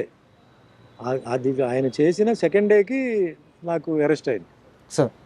అప్పటికి మనకి అంటే మనకు ఉన్న సర్కిల్ ఉన్నారు కదా, 2-3 days ముందు తెలిసిపోయింది. సర్కిల్ చెప్పారు, ఓకే ఇట్లా ఏదో అనుకుంటున్నారు ఇట్లా అన్నప్పుడు, ఇప్పుడు భయపడిపోయి కండిషన్ బెయిల్ తీసి లేకపోతే హై బెయిల్కి పోవడం లేదు. నేను I wanted it, let it come, I was prepared, come what be. ఎందుకంటే అలా చేసినప్పుడు వేరే ఎవడో చేయాలనుకున్న వాడు ఇంకా దారుణంగా ఏదో ఒకటి చేస్తాడు. ఇప్పుడు ఇలా వెళ్ళిపోవడంతో ఏంటంటే వాడి మైండ్లో వేరే ఏదైనా ఉండుంటే అది వెళ్ళిపోయాడు లోపల, అమ్మయ్య నా ఇదే అనుకొని కొంచెం వాడు రిలాక్స్ అవుతాడు. అది అవలేదు అనుకోండి, ఇంకా వేరేదైనా వాడు చేయవచ్చు కదా. సో రాని చూద్దాం, నా టైం ఎలా ఉందో చూద్దాం, ఏం జరుగుతుందో చూద్దాం అని చెప్పి నేను ఐ ఫేస్డ్ ఇట్. నేనేమి పారిపోయి ఎవరి రికమెండేషను లేకపోతే ఎవరిది ప్రెషరు అట్లాంటిది ఏమి నేను ఇది చేయాలి, అడాప్ట్ చేయలే. Sir, it's matter of time అండి, అంతే. రకరకంగా న్యూస్ ఉంటుంది, అది ఇది ఇది అని. బట్ నా లెక్క ప్రకారం అది ఓన్లీ టైం. ఆ టైం వచ్చేటప్పటికి ఎవరో ఒకరు దాన్ని చేయిస్తారు. మంచి మంచి, చెడు చెడు. 6 నెలల జైలు జీవితం అంటే చిన్న విషయం కాదు సార్. ఎందుకంటే 2 రాత్రులు జైల్లో ఉంటేనే మనిషి మానసికంగా కృంగిపోతాడు. పక్కన ఎవరు ఉండరు, అయిన వాళ్ళు ఉండరు, పలకరించే వాళ్ళు ఉండరు. 6 నెలల జైలు జీవితం తర్వాత జైలు నుంచి వచ్చి బయటకు వచ్చిన సుమన్ని చూసి ఈ మనిషి 6 నెలలు జైల్లో ఉన్నాడా, ఏంది ఇంత ఫ్రెష్గా ఉన్నాడు అంటే ఒక మల్లెపువ్వులాగా తిరిగి వచ్చారంట. ఆ 6 నెలల కాలంలో ఫిజికల్గా కానీ మెంటల్గా కానీ మీరు స్ట్రాంగ్గా ఉండడానికి జైల్లో ఏం చేశారు? First point karate sir. Okay, karate నాకు మెయిన్ బేస్. అక్కడ కూడా జైల్లో కూడా కరాటే ఎక్సర్సైజ్ నేను చేసేవాడిని. తర్వాత జైల్లో ఉన్న ఖైదీలు ఎవరైతే ఉన్నారో వాళ్ళని చాలా బాగా చూసుకున్నారు సార్. ఖైదీలా? ఎప్పుడు నేను అందుకే సెక్యులరిజం అనేది నాకు చిన్నప్పుడు సెక్యులరిజం, నేను పుట్టింది హిందూ ఫ్యామిలీ, నా పక్క ఇల్లు ముస్లిమ్స్. మా అమ్మగారు కాలేజ్ ప్రొఫెసర్, ఆవిడ ఊటీకి వెళ్ళేటప్పుడు పక్క ఇల్లు వాళ్ళని చూసుకోమని చెప్పేసి వెళ్ళేవారు. నేను ముస్లిం భోజనాలు వారం రోజులు తినేవాడిని. I studied in a Christian school sir, church Pak అని చెప్పి కాన్వెంట్ అనమాట. సో క్రిస్టియన్ ముస్లిం రెండు అక్కడ వచ్చేసింది. స్కూల్లో నాకు Parsi friends, Buddhist friends, Jain friends ఉండేవారు. సో పక్కా సెక్యులర్ దీంతోనే నేను పెరిగాను. స్కూల్లో కూడా మొత్తం అంటే ఆల్మోస్ట్ ఆల్ కాలేజ్ వచ్చే వరకు సెక్యులరిజమే. జైల్లో వెళ్ళినప్పుడు రకరకమైన మనుషులు ఉన్నారు. తప్పు చేసిన వాళ్ళు ఉన్నారు, పరిస్థితిని బట్టి తప్పు చేయని వాళ్ళు ఉన్నారు. బట్ అందరికీ సింపతి నా మీద, నాకు అలా జరగడంతో అందరూ సింపతిగా ఫీల్ అయ్యి వాళ్ళ భోజనాలు కూడా నాకు సగం సగం సగం వాళ్ళు డైలీ షేర్ చేసేవారు. మీరు తగ్గకూడదు సార్, మీరు ఎలా వచ్చారో బయటికి వెళ్ళినప్పుడు దానికన్నా మీరు బెటర్గా వెళ్ళాలని చెప్పి వాళ్ళకి ఇస్తుందే రేషన్ అండి. వాళ్ళకి ఫ్రీ మీల్స్ ఉండదు. అవును. ఆ రేషన్లో కూడా నాకేంటంటే నాకు టిఫిన్ కానీ, మధ్యాహ్నం భోజనం కానీ, నైట్ నాన్ వెజిటేరియన్ అన్ని పెడతారు, వారానికి 3 సార్లు పెడతారు. మీరు తినాలి అని చెప్పి నన్ను చూసుకుంది ఎవరంటే మొత్తం జైల్లో ఉన్నవాళ్ళు. ఎందుకంటే జైలు వాళ్ళు ఎక్స్ట్రా ట్రీట్మెంట్ చేయరండి. పొలిటికల్ ప్రిజనర్ అయితే చేస్తారు, పొలిటికల్ ప్రిజనర్కి చాలా బాగా చూసుకుంటారు. బట్ నార్మల్ పర్సన్ ఎవరైతే రిమాండ్లో వచ్చున్నారో వాళ్ళని మామూలుగానే ట్రీట్ చేస్తారు. నేను బయట రావడానికి ఆ టైంలో మెయిన్ ఎవరంటే ఆ జైల్లో ఉన్న జైలు ఇన్మేట్సే.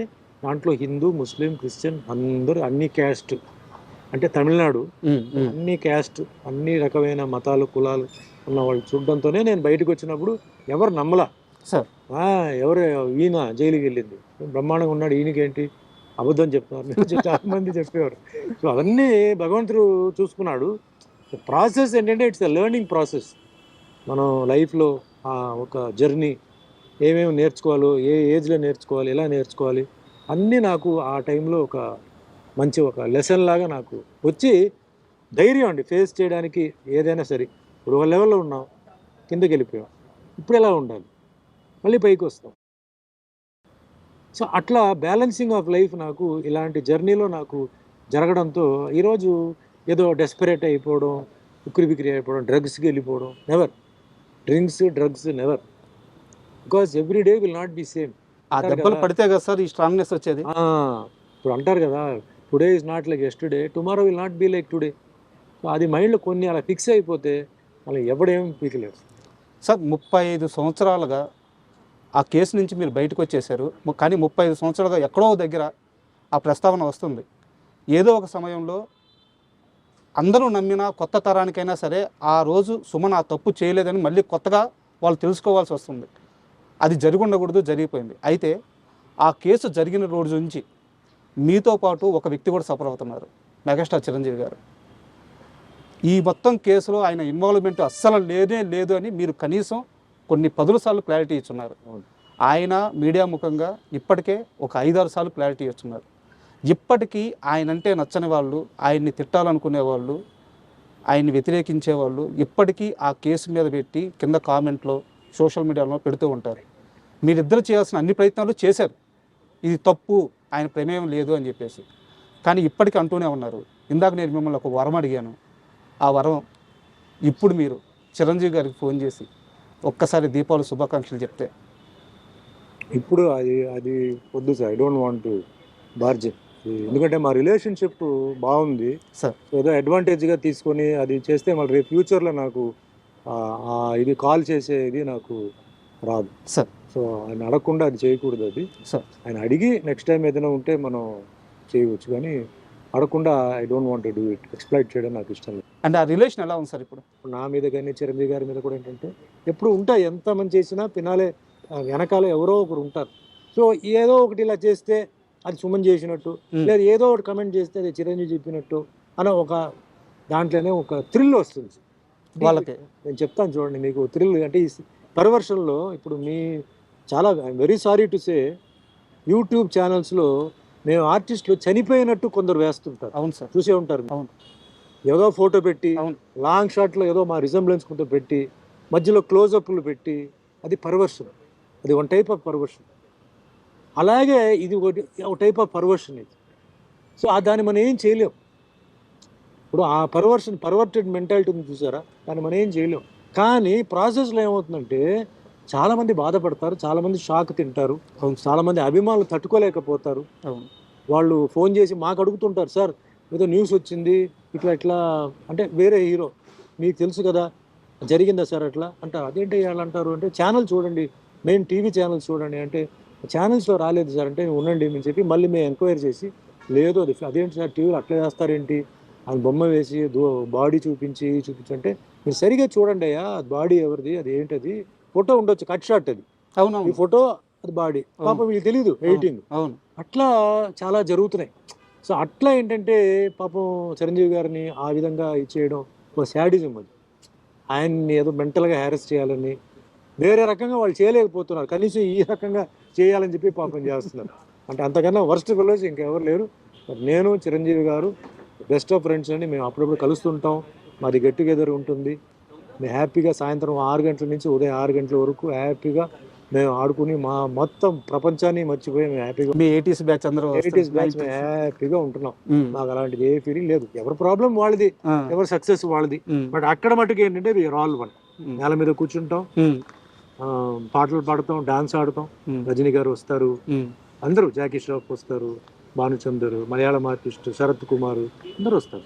మాది వేరే, అది అక్కడ డబ్బు సక్సెస్ అదంతా ఉండదు. ఆ ఇయర్లో ఎవరైతే ఉన్నారో ఆ గ్రూప్ అనమాట. అట్లా. అండ్ మీరు ఇందాక ఈ యూట్యూబ్ ఛానల్స్ గురించి వాటి గురించి ఇప్పుడున్న జర్నలిజం గురించి ఒక మాట తీశారు కాబట్టి ఈ మధ్యకాలంలో మీరు సినిమా ప్రెస్ మీట్లు గమనించుంటారు.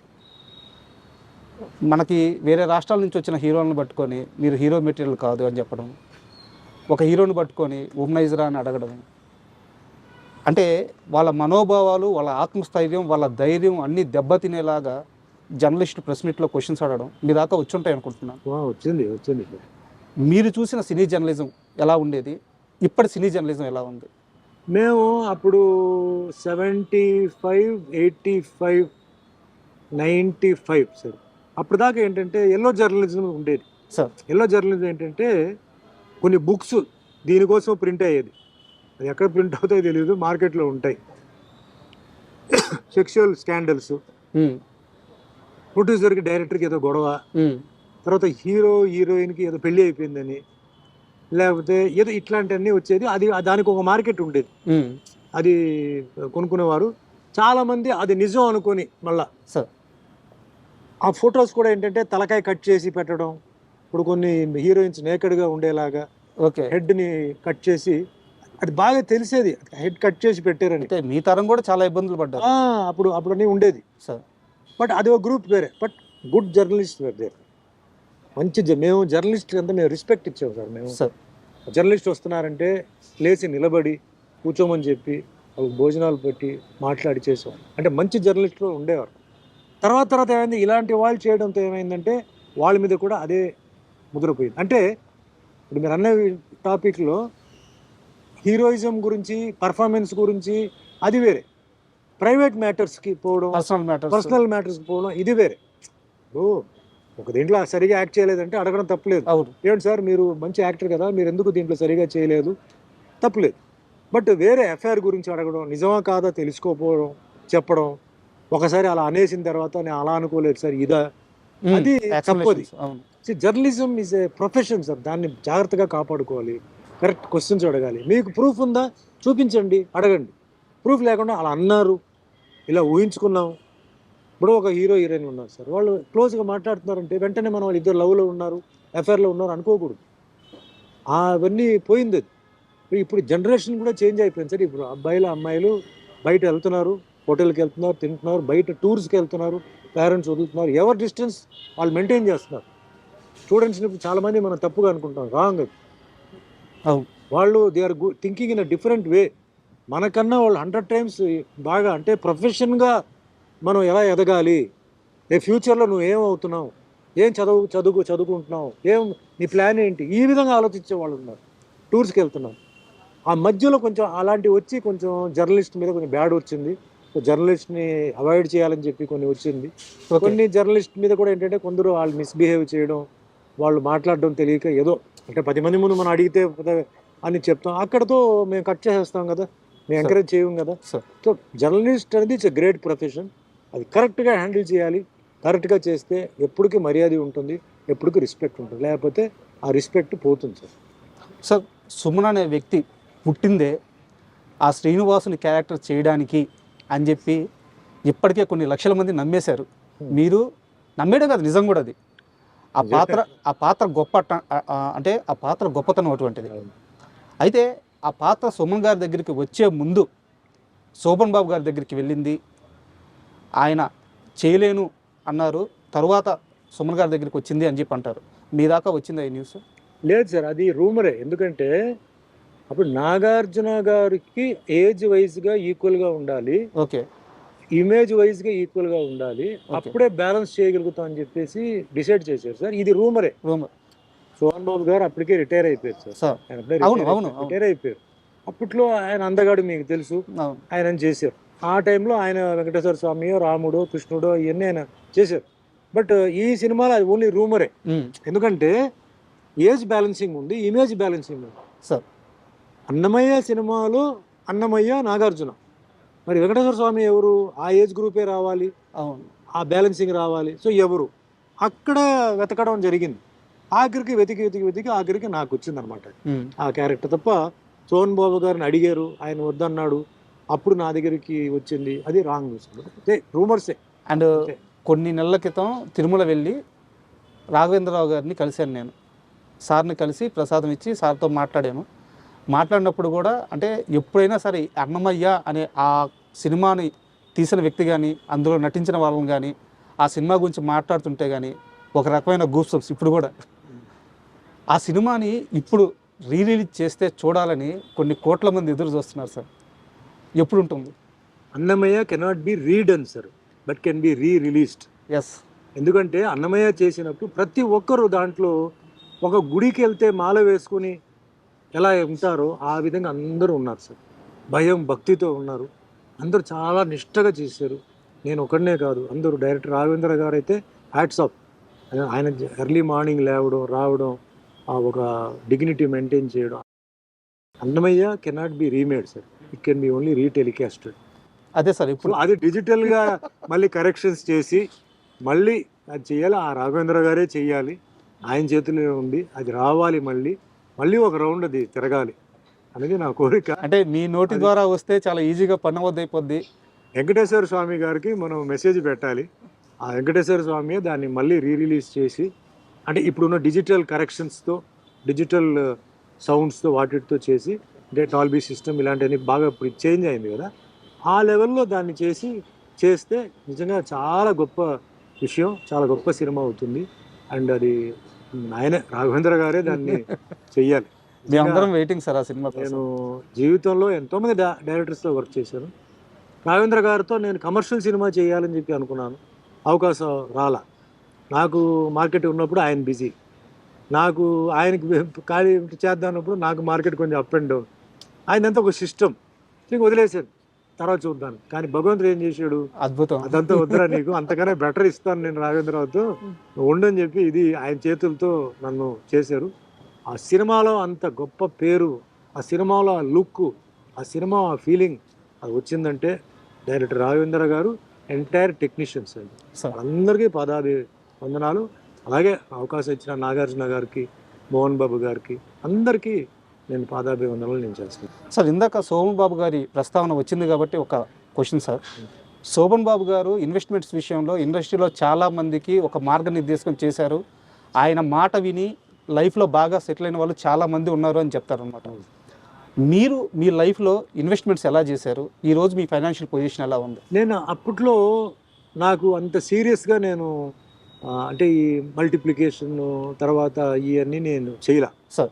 సో నేను మీకు చెప్పాను కూడా, నేను డబ్బు విషయంలో ఏంటంటే ఇండస్ట్రీలో ఉండాలి తప్ప డిమాండ్ సినిమా అవును. ఆపేయడం లేకపోతే అది చేయడం ఇవి చేయడం అవన్నీ నేను చేయలే. కొన్ని లాస్ట్ మినిట్లో కొన్ని ప్రొడ్యూసర్స్ నాకు ఇవ్వలేదు, అది పోలేదు. సో ఫైనాన్షియల్గా చెప్పాలంటే నేను పెద్ద సౌండ్ నేను చెప్పను. I'm just okay. అసెట్స్ అనేది ఉన్నాయి, అక్కడక్కడ నాకు అసెట్స్ ఉన్నాయి. సో అంత ఫైనాన్షియల్గా ఎవరితోనో కంపేర్ చేయాలి లేకపోతే ఆ విధంగా మనం ఒక ఇది ఉందని చెప్పి మట్టుకి నేను చెప్పను. బట్ సోహన్ బాబు గారు ఆయన అడ్వైస్ ఇవ్వడం ఇచ్చారు. బట్ ఆయన ఇచ్చిన అడ్వైస్ అందరికీ అది కుదరలే. మీకు కూడా ఇచ్చారా? ఎందుకంటే నాకు చేశాను దోషి నిర్దోషి సినిమాలో సో చెప్పినాడు కూర్చొని. ఆయన డాక్టర్ మా మదర్ స్టూడెంట్, ఓకే, మృదుల అని చెప్పి మా మదర్ స్టూడెంట్. సార్. సో దోషి నిర్దోషి సినిమాలో నాకు ఫస్ట్ పరిచయం అయ్యారు. పరిచయం అయినప్పుడు ఆయనకి ఎల్ఐసి పాలసీస్ అని బాగా చేసేవారు అనమాట. సార్. అప్పట్లో అదే ఇన్వెస్ట్మెంట్, అదే బాండ్స్ ఇవన్నీ అలా అది అన్నీ ఆయనకి చెప్పేవారు. But same time Sohan Babu garu ఆయన లైఫ్ స్టైల్ కూడా వేరే అండి. ఆయనదన్నీ branded shirts, branded shoes, branded glass, perfumes, ఇవన్నీ చాలా క్లాస్, చీప్ ఇది ఉండదు ఆయనకి. అప్పట్లో కారు కూడా ఏంటంటే ఆయన మంచి మాడిఫైడ్ కారు ఇలాంటివన్నీ ఆయనకి ఇది ఉండే, అంటే ఆ షోక్ ఉండేది అనమాట. ఆయన కూడా చెప్పేవారు లైఫ్లో ఇంత సేవ్ చేయాలి, ఇంత మనం ఏంటంటే స్పెండ్ చేయాలి. ఆ స్పెండింగ్ ఎవరంటే వేరే వాళ్ళ మీద కాదు, మన మీదే చేయాలి. మనం మంచి ఆర్టిస్ట్ కాబట్టి మంచి బట్టలు, మంచి బయటికి వెళ్ళినప్పుడు మనం సినిమా షూటింగ్ బట్టలు వేరే, మన స్టైల్ ఇలా అలా ఉండాలి అని చెప్పేవారు. పర్ఫ్యూమ్స్ అన్నీ ఆయన దగ్గర బాగా నాకు చెప్పేవాడు. ఆయన పర్ఫ్యూమ్స్ ఏమేమి పర్ఫ్యూమ్స్, గ్లాసెస్ ఎస్పెషలీ ఆయన గ్లాసెస్ పిచ్చి బాగా ఉండేది. సో అట్లా ఆ లైఫ్ కూడా ఎంజాయ్ చేశాను, ఈ లైఫ్ కూడా ఎంజాయ్ చేశానండి. ఆ బ్యాలెన్స్ కూడా perfect life. Perfect life. Perfect life ఎక్కడ చెప్తున్నానంటే ఫ్యామిలీని ఆయన ఎప్పుడు సినిమా ఫీల్డ్కి తీసుకురాలి. సార్. ఫ్యామిలీగానే ఉండేది. ఆయన మట్టుకు వచ్చి సినిమాకి వచ్చేసి మళ్ళీ వెళ్ళిపోయేవాడు. సోహన్ బాబు ఫ్యామిలీని ఎక్కడన్నా మీరు సినిమాలు చూసారా? లేదు సార్, ఉండదు. ఫ్యామిలీ. మొన్న రీసెంట్గా ఆయన మనవడు డాక్టర్ అయ్యి బయటకు వచ్చాడు. లేకపోతే ఫ్యామిలీ ఎప్పుడు బయటకు రా, కొడుకు కానీ కూతురు కానీ ఎవరు రాలేదు. హీరో సుమన్ గారు కూడా ఈ విషయంలో సోహన్ బాబు గారిని ఫాలో అవుతున్నారు. 100% సార్. ఫ్యామిలీగానే ఉంటుంది. పని అంటే పని అంటే ప్రోగ్రాము, ఫంక్షన్. ఎందుకంటే ఆ ఫ్యామిలీ లైఫ్ అనేది డిస్టర్బ్ అవ్వకూడదు. వర్క్ ఇంటికి వెళ్దు, ఇల్లు వర్క్కి రాదు.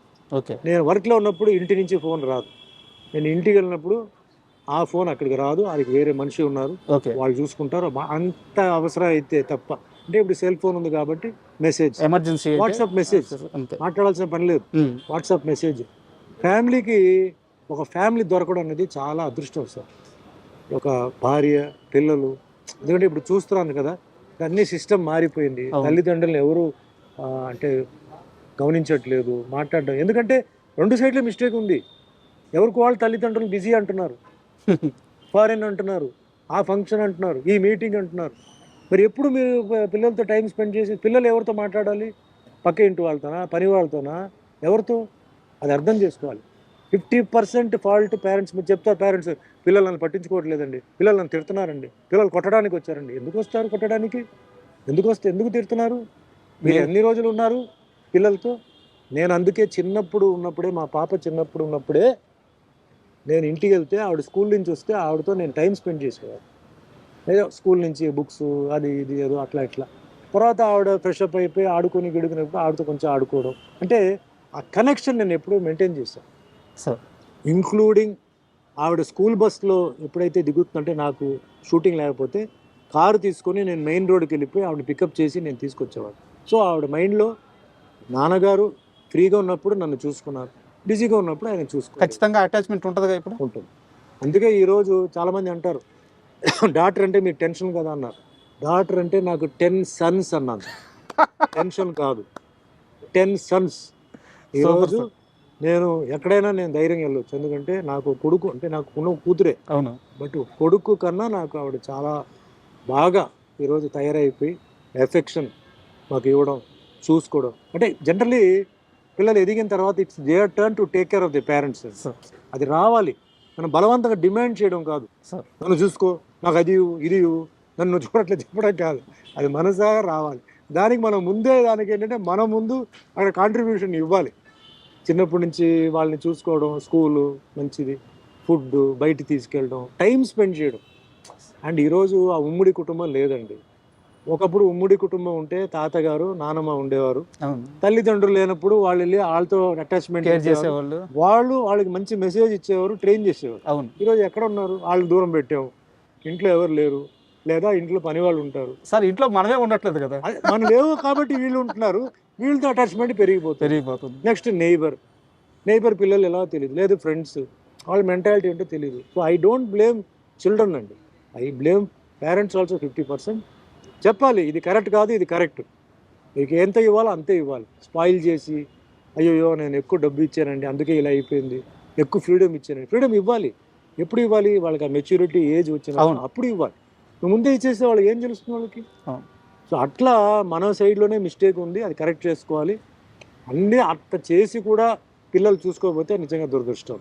అండ్ పేరెంట్స్ని ఎప్పుడు చెప్తున్నానండి, పేరెంట్సే దేవుడు సార్. మనం ఎవరెవరో కాళ్ళ మీద పడుతున్నాం, పేరెంట్స్ కాళ్ళ మీద పడుతున్నామా? పడట్లేదు. పేరెంట్స్ కాళ్ళు ఆశీర్వాదం తీసుకుంటే జీవితంలో ఎక్కడికో తీసుకెళ్తుంది. వాళ్ళకి తిరిగి ఇచ్చేది డబ్బు కాదండి, తిరిగి ఇచ్చేది వాళ్ళకి అభిమానం, ప్రేమ, గౌరవం. అయితే గౌరవం చెప్పి ప్లాట్ఫామ్ మీద ఎక్కి ఏదో వాళ్ళ పూలదండ వేయడం కాదు. ఇంట్లోనే వాళ్ళని హగ్ చేయండి, వాళ్ళతో మాట్లాడండి, కూర్చోండి, వెళ్ళేటప్పుడు దేవుడిలాగా వాళ్ళ కాళ్ళు ఉంటుకోండి. మోస్ట్ పవర్ఫుల్ బ్లెస్సింగ్ తల్లిదండ్రుల ఆశీర్వాదాలు, మోస్ట్ పవర్ఫుల్ బ్లెస్సింగ్. అది ఎవరు ఇవ్వలేరు, ఓన్లీ ఒక తల్లిదండ్రి ఇవ్వగలుగుతారు. కాబట్టి ఇదివరకు చేయకపోతే ఇప్పుడైనా చేయండి, ఆ ఆశీర్వాదం పవర్ చూసుకోండి. లేదు చనిపోయారు అన్నప్పుడు కూడా వాళ్ళ ఆత్మని ప్రార్థించి నేను ఏదో తెలిసో తెలియకుండా తప్పులు చేశాను, నన్ను క్షమించు, నన్ను కాపాడు అని చెప్తే జవాబు తప్పకుండా వస్తుంది. ఎందుకంటే ఒకరు జీవితంలో పైకి వెళ్ళలేకపోతున్నారు, కారణం ఏంటంటే ఆడ తల్లిదండ్రులు కన్నీళ్ళు ఉంటుంది, తల్లిదండ్రుల శాపం ఉంటుంది. మీరు చెప్తుంటే నేను చాలా ఎమోషనల్ అవుతున్నాను. ఎందుకంటే అంటే ఈ ప్రస్తావన మళ్ళీ తీసుకొస్తున్నాను. మీరు 6 నెలల పాటు జైల్లో ఉన్నప్పుడు మీ అమ్మగారు ఆమె ఎంతమంది రాజకీయ నాయకుల్ని, ఎంతమంది లాయర్లని, ఎంతమంది పెద్ద పెద్ద పారిశ్రామికవేత్తలను ట్రైన్ చేసిన ఒక ప్రిన్సిపల్ ఆమె. ఆ 6 నెలల కాలంలో మీ అమ్మగారు చేసిన ఒక ఫైట్ ఉంటుంది చూడండి సార్. ఈరోజు చూసుకుంటే మనకి మలయాళ సినిమాల్లో డాక్యుమెంటరీస్ వస్తుంటాయి, ఒక ఉమెన్ స్ట్రగుల్ అయ్యి తన కుటుంబాన్ని ఎలా కాపాడుకుంది, తన భర్తను ఎలా కాపాడుకుంది, తన బిడ్డను ఎలా కాపాడుకుందని. ఏ సినిమాకి తక్కువ కాని ఒక జర్నీ చేశారు ఆమె 6 నెలల్లో. ఒక గవర్నర్ గారిని కలవడం అయితే ఏమి, డిపార్ట్మెంట్ని ఎదిరించడం అయితే ఏమి, ఆ లూప్ హోల్స్ పట్టుకొని ఫైట్ చేయడం అయితే ఏమి. అండ్ మీ సినిమాల్లో ఒక పాట ఉంటుంది, అమ్మని మించిన దైవం. 20వ శతాబ్దం సార్, 20వ శతాబ్దం. చిన్నప్పుడు మా అమ్మగారు స్కూల్కి వెళ్తుంటే బ్యాగ్ తీసుకొని పక్కన పెట్టి ఈ పాటను, ఈ సినిమా చూడు, ఈ సంవత్సరం మొత్తం నువ్వు స్కూల్లో ఏమి నేర్చుకుంటావో అంతకంటే ఎక్కువ ఈ ఒక్క పాటలో ఉంటుంది అని కూర్చోబెట్టారు నన్ను, బాగా గుర్తు. సో మీ అమ్మగారి గురించి ఏం చెప్తారు? సో గాడ్ అండి, నిజమైన గాడ్. మా ఫాదర్ ఏంటంటే, మా మదరు నాకు బెస్ట్ ఎడ్యుకేషన్ రావాలి చెప్పి చెన్నైలో చర్చ్ పార్క్ కాన్వెంట్ ఉండేది. అప్పుడు ఆవిడ ఓన్లీ లెక్చరరే, అక్కడ స్కూల్ ఫీజు చాలా హై, ఎంటైర్ శాలరీ నా స్కూల్ ఫీజుకి వెళ్ళేది. అబ్బా. నాన్నగారు శాలరీతో బతికాం. ఆవిడ బేసిక్ ఎడ్యుకేషన్ మట్టుకి కాంప్రమైజ్ లేదు చెప్పేది. 6th క్లాస్ తర్వాత నేను కళాక్షేత్ర అనే స్కూల్, గురుకులం సిస్టమ్, దానికి వెళ్ళాను. అప్పుడు అంత ఫీజు లేదు. తర్వాత ఆవిడ ఏంటంటే నా ఎడ్యుకేషన్కి, నా బట్టలు కానీ వాటికి బాగా స్పెండ్ చేసేవారు. నాన్నగారు కూడా ఇచ్చేవారు.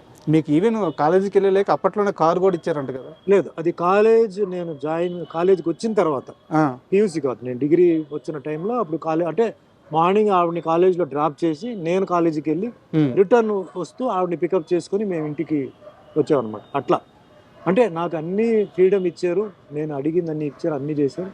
అన్నిటికన్నా గొప్పగా మా తల్లి నాకు ఏంటంటే నమస్కారం, సంస్కారం నాకు నేర్పించింది మా అమ్మగారు.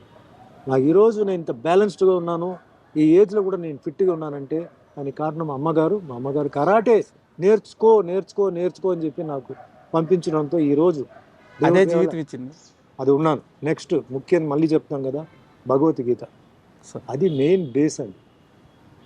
ఎప్పుడైనా పోవచ్చు సార్, 10 నిమిషాల తర్వాత ఏం జరుగుతుందో తెలియదు, కానీ ఆ 10 నిమిషాల వరకు మనం ఎలా బ్రతికాం, మన పేరు, మన ఫ్యామిలీకి మనం ఏమి ఇచ్చాం, అది చాలా ముఖ్యం. అందుకే ఇప్పుడు డ్రగ్ కేసెస్ అన్నీ వస్తుంటాయి. చెప్తారు నాకు, సార్ మీ డ్రగ్స్ గురించి చెప్పండి సార్, డ్రగ్ తీసుకోకూడదు చెప్పండి. తీసుకోకూడదు నేను చెప్పను. డ్రగ్స్ తీసుకుంటే వాళ్ళ ఆరోగ్యం పోతుంది. నేను ఒకటే చెప్తున్నాను, డ్రగ్ తీసుకోవడం వల్ల మీ తల్లిదండ్రుల పేరు చెడగొడుతున్నారు. సార్ డ్రగ్ తీసుకోవడం వల్ల మీ ఇంట్లో ఒక ఆడదికి పెళ్లి అవ్వాల్సిన అమ్మాయికి పెళ్లి జరగదు. అంతేగా. డ్రగ్ తీసుకోవడం వల్ల నీ మొహ రూపాన్ని పోతాయి, నీ బ్రెయిన్ పోతుంది. డ్రగ్ తీసుకోవడం వల్ల మీ మిత్రులను నువ్వు చంపుతావు. ఇది కావాలా నీకు? కావాలంటే చెయ్యి. మీ వీధిలో మీ ఫ్యామిలీకి మంచి పేరు ఉంది, డ్రగ్ తీసుకొని జైలుకి వెళ్ళి వచ్చిన తర్వాత ఆ ఫ్యామిలీ ఇంటి పేరు చెడగొడతాం. అది కావాలా? చెయ్యి. అంతేగాని నేను డ్రగ్ తీసుకోవద్దు, అది హానికారం నేను చెప్పనండి అంట. అట్లా నాకేంటంటే నన్ను పెంచింది ఆ బ్యూటిఫుల్ రూట్లో పెంచేసి. Super sir. సో నేను మదర్ని ఎప్పుడు నేను మర్చిపోను. ఈరోజు ఆవిడ లేనప్పుడు కూడా, మా తండ్రి గారు కూడా లేనప్పుడు కూడా నేను డైలీ వాళ్ళు నేను తలుచుకుంటాను. ఎప్పుడైనా ఏదైనా ఇంపార్టెంట్ ఉన్నప్పుడు ఆ బ్లెస్సింగ్. తర్వాత అఫ్కోర్స్ అమావాస్యగా పూజలు చేయడం అవన్నీ అది వేరే విషయం. అది మెటీరియలిస్టిక్ అండి. ఇక్కడ ఉండాలి మెటీరియల్. మన కొబ్బరికాయ కొట్టడం, పిండి పిండడం అది కాదు, అది ఉంది ఇక్కడ. ఆ ప్యూరిటీ ఇక్కడ ఉందా? ఆ రియలైజేషన్ నా తల్లి తండ్రి వల్లనే నేను ఈరోజు నేను ఉన్నాను అంటున్నాను. వాళ్ళే దేవుడు సార్, అదే పవర్. వాళ్ళ వల్ల కదా నేను ఈరోజు ఉన్నాను. వాళ్ళ లేకపోతే నేను ఎక్కడ ఉన్నాను? వాళ్ళే నాకు శక్తి. లాస్ట్ వరకు టిల్ మై లాస్ట్ బ్రెత్ మా తల్లిదండ్రులు ఆశీర్వాదం ఉంది. భగవంతుడు ఆ రూపంలో ఎంటర్ అయ్యి నన్ను ఈరోజు ఇంత నడిపిస్తున్నాడు. అదే నేను నమ్ముతున్నాను, అదే నా నమ్మకం కూడా. తల్లి తండ్రి కంట్లో మటుకు ఎప్పుడు కంటి నీళ్ళు ఉండకూడదు. అది వచ్చిందా యు ఆర్ ఫినిష్డ్. ఎంత గొప్పవాడైనా సరే వాళ్ళు రూమ్లో కూర్చొని ఏడిచారా నీ వల్ల, నువ్వు అయిపోయారు. అదే రూమ్లో కూర్చొని వాళ్ళు సంతోషంగా జీవించారా, అదే నీ సక్సెస్. అది గుర్తుపెట్టుకోండి, జీవితంలో ఎక్కడికి వెళ్తారు మీరు. చాలా థ్యాంక్ యూ సార్, చాలా వాల్యుబుల్ వర్డ్స్ చెప్పారు. అండ్ సుమన్ గారిని ఇంటర్వ్యూ చేసేటప్పుడు ఇద్దరు వ్యక్తుల పేర్లు తీయకుండా ఆ ఇంటర్వ్యూ కానీ ముగిస్తే అది చాలా పెద్ద పాపం అవుతుంది. ఒకరు డైరెక్టర్ శరత్ గారు అండ్ ఇంకొకరు కృష్ణంరాజు గారు. అంటే వీళ్ళిద్దరితో మీ జర్నీ చాలా పెద్దది. కృష్ణంరాజు గారితో కలిసి చాలా సినిమాల్లో యాక్ట్ చేశారు మీరు. అండ్ ఆయనతో అసోసియేషన్ ఎలా ఉండేది? అండ్ దానితో పాటు ఈరోజు ఆయన కొడుకే ఇంకా ప్రభాస్ గారు ఈరోజు ఇండియా మొత్తం గర్వించే స్థాయిలో ఉన్నారు. అప్పట్లో ప్రభాస్ గారి గురించి మీకు ఆయన ఏమన్నా చెప్పేవారా? లేదండి. యాక్చువల్లీ కృష్ణరాజు గారు నాకు రారాజు సినిమా నాకు ఫస్ట్ అండి సార్. రారాజులో నేను గెస్ట్ రోల్ చేశాను, పోలీస్ ఆఫీసర్ రోల్ చేశాను సార్. సినిమా షూటింగ్ అయిపోయింది. సినిమా షూటింగ్లో అందరికీ తెలుసండి కృష్ణరాజు గారు బిహేవియర్ ఏంటంటే, ఆయన షూటింగ్ అరగంట లేట్ వస్తాడు. లేట్ వచ్చిన తర్వాత అందరూ తిన్నారా లేదా కనుక్కుంటాడు. తినేసిన తర్వాత మళ్ళీ తినండి అని చెప్పి ఏదో ఎక్స్ట్రా తెప్పిస్తాడు. షూటింగ్ 10:30కి మొదలవుతుంది, 12 గంటలకి బ్రేక్. అందరూ బాగా భోజనం చేయండి అంటాడు, మళ్ళీ తినండి అంటాడు. మళ్ళీ సాయంత్రం మెల్లిగా 3:30కి స్టార్ట్ చేసి 5:30కి ప్యాకప్ చేసేస్తాడు. లైఫ్ని ఎంజాయ్ చేస్తాడు. ఆ టైపు మెంటాలిటీ. నాతో బాగా క్లోజ్ అయిపోయి ఆయన చెన్నై, ఆయన హౌస్లో ఆయన ఫస్ట్ వైఫ్ ఉండేవారు. నువ్వు రా అని చెప్పి చెన్నైలో వెళ్తే ఆయనకి కారు పిచ్చి, అప్పుడు ఫారిన్ కార్స్ పిచ్చి. సో ఈ కారు నీకేం కారు ఉంది అది ఇది. తర్వాత మంచి ఫుడ్, మంచి నాన్ వెజిటేరియన్ ఫుడ్. అంటే అయితే ఇప్పుడు డార్లింగ్ ఉండే అలవాటు అక్కడి నుంచే వచ్చింది. అది అక్కడి నుంచే వచ్చింది. ఒక ఐటమ్ ఉంటే చాలు. ఈ టేబుల్ అంటే ఈ టేబుల్ ఫుల్ ఉండాలి, అన్నీ ఉంటాయి అనమాట. నిజంగా ఆ రాజు అంటే ఆ రాజు ఫీలింగ్ అదే నాకు కంటిన్యూ చేశాను. నేను లీడర్ అనే సినిమా చేశాను, బావబావమరి సినిమా చేశాను. తర్వాత హైదరాబాద్కి షిఫ్ట్ అయిన తర్వాత మళ్ళీ హైదరాబాద్లో కూడా నన్ను పిలిచేవారు. ఇంటికి పిలిచి భోజనాలు అది ఇది. అంటే అది ఆ టైప్ ఆఫ్ ఇది. చెడు అనేది ఎప్పుడు లేదు సార్. అందరితో మంచిగా ఉంటారు అందరికీ. ఆయనకి ఒకటి ఎక్సర్సైజ్, తర్వాత కరాటే చాలా ఇష్టం. ఎక్కడ ఉన్నా పిలిచేవాడు. పిలిచి కొంచెం ఏంటి ఎక్సర్సైజ్ చేయట్లేదా అన్నాడు. కొంచెం టఫ్గా ఉంటే ఇలాగే ఉండే అట్లా. అంటే ఎక్సర్సైజ్ మీద, హెల్త్ మీద బాగా, అంటే ఫిట్నెస్ మీద, ఫుడ్ మీద, లైఫ్ ఎంజాయ్ చేయాలి. ఎంజాయ్ చేయకుండా లైఫ్ ఏంటి అని అనుకుంటున్న ఒక వ్యక్తి. I miss him a lot అండి. ఇప్పుడు అదే ఆ క్యారెక్టరిజం అంతా డార్లింగ్లో చూస్తున్నాం. ఆ బిహేవియర్ కానీ అన్నీ అదే వచ్చేసింది. అవును, సేమ్ జూనియర్, అదే మంచితనం, అదే ఫుడ్ పెట్టడం, సేమ్ జూనియర్ వచ్చింది. బట్ ఆ క్లోజ్నెస్, ఇంకా ఆ ఫీలింగ్ ఆయన మరి మిగతా వాళ్ళతో ఎలా నాకు తెలియదు, నాతో మట్టికి ఒక తమ్ముడు లాగా బాగా చూసుకునేవారు. మంచి అభిమానం, ప్రేమతో చూసుకునేవారు అనమాట. అండ్ మేము కొన్ని టెంపుల్స్లో అప్పుడప్పుడు వీ యూస్ టు మీట్ అండి. ఆయన కొంచెం టెంపుల్స్కి వెళ్ళేటప్పటికి కర్ణాటకలో అంతా వీ యూస్ టు మీట్ అనమాట. అట్లా ఇంకా క్లోజ్ అయిపోయాం. భక్తి కూడా ఆయనకి ఉందన్నమాట. శరత్ గారికి వస్తే నాకు చెప్పాలంటే చిరంజీవి గారికి ఎట్లా కోదండరామిరెడ్డి, డైరెక్టర్. సాంగ్స్ విషయంలో అంటే కంపోజింగ్, లిరిక్స్, స్టెప్స్ ఇవన్నీ చేశారు. నాకు శరత్ గారు సాంగ్స్, ఆయన అన్ని పాటలన్నీ హిట్టే కదా సార్ మీ కాంబినేషన్లో. సినిమా ఎలా ఉన్నా సరే ఆ సినిమా సాంగ్స్ వల్ల సినిమాలు 6 వారాలు ఆడిన సినిమాలు ఉన్నాయి. నా కోసం లిరిక్స్, నా కోసం కాస్ట్యూమ్స్, నా కోసం స్టెప్స్ అంటే మాస్టర్తో మాట్లాడి చేశారు. ఆయన కూడా ఐ మిస్ హిమ్ అలాట్ అండి. తర్వాత చాలా అంటే ఫ్రెండ్లీగా ఉంటూ వర్క్ని చాలా స్మూత్గా చేసేవారు. నాట్ ఓన్లీ సాంగ్స్, సినిమాలో డైలాగ్స్ కానీ సీన్స్ కానీ. బాబా మరిది సినిమా ఉంది, చాలా అల్లుడు అనే సిరీస్లో మొత్తం దొంగలుడు, ఆలుడు, ఈయలుడు మొత్తం చాలా బియ్యే కదా. చాలా ఆయన మిస్ హిమ్ అలాట్ ఇప్పుడు, బికాస్ ఆయన లేరు. అండ్ లాస్ట్ వరకు ఆయన నాకు మంచి సాంగ్స్ ఇచ్చారు. అంటే వేరే వాళ్ళు బి గోపాల్ గారు ఉన్నారు, అవన్నీ వేరే విషయం. బట్ కంటిన్యూస్గా మేము సినిమాలు చేసాం అట్లా. అవును. అంటే ఇప్పుడు 2 తెలుగు రాష్ట్రాల్లో ఇన్నేళ్ల తర్వాత కూడా ఎక్కడ జాతర జరిగినా సరే ఆ కుర్రాడు బాబాయ్ అనే ఒక సాంగ్ ఉంటుంది. బాబాయ్ తలుకు తలుకు చిన్నది అదే పాట. అండ్ ఆ బాబా మధ్యలో సిల్క్ స్మిత సాంగ్. ఈ పాటలు లేకుండా తిరణాలు కానీ జాతరలు కానీ ఎక్కడ క్లోజ్ అవ్వదు సార్. నిజంగా అదృష్టం అండి. ఎందుకంటే ఇది నేను చెప్పకూడదు, నేను చెప్తే నేను సెల్ఫ్ డబ్బాని కొట్టినట్టు అవుతుంది. ఇప్పుడు మీరు చెప్పారు కాబట్టి నేను కొన్నిసార్లు తిరుగుతుంటే కొన్ని సాంగ్స్ బాగుంటాయి. ఈ సాంగ్ ఎక్కడో విన్నట్టుంది, ఈ సాంగ్ బాగుంది. నేను డ్రైవర్ని అడిగేవాడిని, ఇది ఏ సినిమా సాంగ్ సార్? మీ సినిమా సార్ ఇది, మీ సినిమా సాంగ్ మీరు మమ్మల్ని అడుగుతారేంటి, మీ సినిమా సాంగ్ అని. అప్పుడు నాకు వెలిగేది, ఓ ఇదే ఇది అని చెప్పి. అంటే అంత మంచి ట్యూన్స్ అండి, అంత మంచి లిరిక్స్. ఈరోజు వీడియోస్ అవన్నీ చేస్తున్నారు కదా, కంపల్సరీ నాది ఒక 5 పాటలు దాంట్లో remake, remix, what ever it is ఉంటుంది. ఆ విషయంలో నిజంగా నేను అదృష్టవంతుడు. ఎందుకంటే ఎప్పుడో చేసిన సాంగ్స్ ఇప్పుడు ఈ యూత్ దానికి డాన్స్ చేయడం, ఈ యూత్ దానికి మేబీ అది ఎవరి సాంగ్ కూడా వాళ్ళకి తెలియకపోవచ్చు కూడా. అయ్యో ఎందుకు తెలియదు సార్. బట్ నిజంగా నేను చాలా అదృష్టం ఆ సాంగ్స్ చేసిన. నిజంగా వాళ్ళకి నమస్కారం, అదృష్టం. ఇవన్నీ అదృష్టం సార్, ఇది అందరికి రాదు. అవును, అందరికీ ఈ సాంగ్స్ విషయంలో, సీన్స్ విషయంలో అదృష్టం రాదు. కొన్ని డైలాగ్స్, కొన్ని రైటర్స్, కొన్ని కెమెరామెన్స్, వాళ్ళందరూ ఏంటంటే అదృష్టం ఉంటేనే అది మనకి దొరుకుతుంది వర్క్ చేయడానికి. అట్లా నాకు ఏదైతే వచ్చిందో నేను చాలా అదృష్టవంతుడు.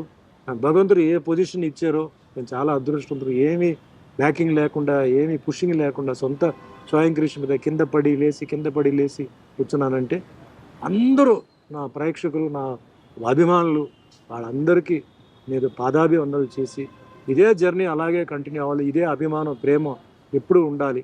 ఉన్నంతకాలం మనంతా అలాగే ఉండాలని. ఎందుకంటే ఎక్కడో పుట్టి ఎక్కడో పెరిగి అభిమానం రావడం అంటే ఒక వరం అండి సార్. అభిమానం అందరికీ రాదు. పెద్ద కోటీశ్వరులు ఉంటారు, పెద్ద బిజినెస్ మ్యాన్ ఉంటారు, వాళ్ళ అభిమానులు ఉండరు. చూస్తే ఈ బిజినెస్ మ్యాన్ ఇదే అంటారు, అంతే కదా. తెలియదు ఆ ఫ్యాన్ ఫాలోయింగ్ ఫ్యామిలీ కన్నా ఎక్కువ ఉంటుంది. అవును, అది గిఫ్ట్ అండి అది. అందుకే నాకు అభిమానులు వస్తే కొందరు లేదంటే సార్ పిలవమంటారా, వద్దా పిలవండి సార్, అందరిని పిలవండి, ఫోటోలు అందరికి ఇస్తారు. ఎయిర్పోర్ట్లో, రైల్వే స్టేషన్లో కలుస్తుంటే అది నేను హ్యాపీ ఫీల్ అవుతాను. ఒక కళాకారుడికి మాత్రమే ఉండే గౌరవం సార్ అది. ఒకటే, పొలిటీషియన్ దగ్గర ఉండదు. ఓన్లీ మళ్ళీ స్పోర్ట్స్ వాళ్ళ దగ్గర ఉంటుంది. అంటే స్పోర్ట్స్లో ఇంట్రెస్ట్ ఉండాలి. కానీ ఓవరాల్గా మ్యాగ్నెటిజం పవర్ అంటే యాక్టర్స్. అవును, ఫిలిం ఫీల్డ్ టీవీ ఇలా ఉండొచ్చు. అది వరం అండి. We're all gifted. అది కోటీశ్వరుడు డబ్బులు ఇచ్చి కొనలేడు. ఏమైనా వచ్చి నన్ను రారు పాయా అంటారు. ఆ అభిమానం భగవంతుడు క్రియేట్ చేశాడు. ఆ అభిమానులు జాగ్రత్తగా కాపాడుతున్నాను. Not only here, all over Kashmir నుంచి నాకు హిందీ సినిమాలు, డబ్బింగ్ సినిమాలు ఈరోజు వెళ్ళి నాకు ఇచ్చారు. నేను ఎక్స్పెక్ట్ చేయని ఒక గ్రేట్ విషయం. అభిమానులు అంటే నాకు చాలా ఇష్టం, గౌరవం. వచ్చి నాతో సెల్ఫీలు తీసుకుంటే నేను ఫీల్ అవ్వను, నేను చాలా హ్యాపీ ఫీల్ అవుతాను. ఎందుకంటే డిఫరెంట్ ఏజ్ గ్రూప్స్ అండి. పెద్దవాళ్ళు, teenage, middle age, old age, అందరూ. ఓల్డ్ ఏజ్ ఎందుకంటే ఈ దేవుడు సినిమాలు చేయడం వల్ల. అవును, లేడీస్ ఓల్డ్ ఏజ్ అంతా, మిడిల్ ఏజ్ అంతా అన్నమయ్య, రామదాసు, సత్యనారాయణ స్వామి ఇది. అండ్ మాస్, ఈ సాంగ్స్, ఫైట్స్.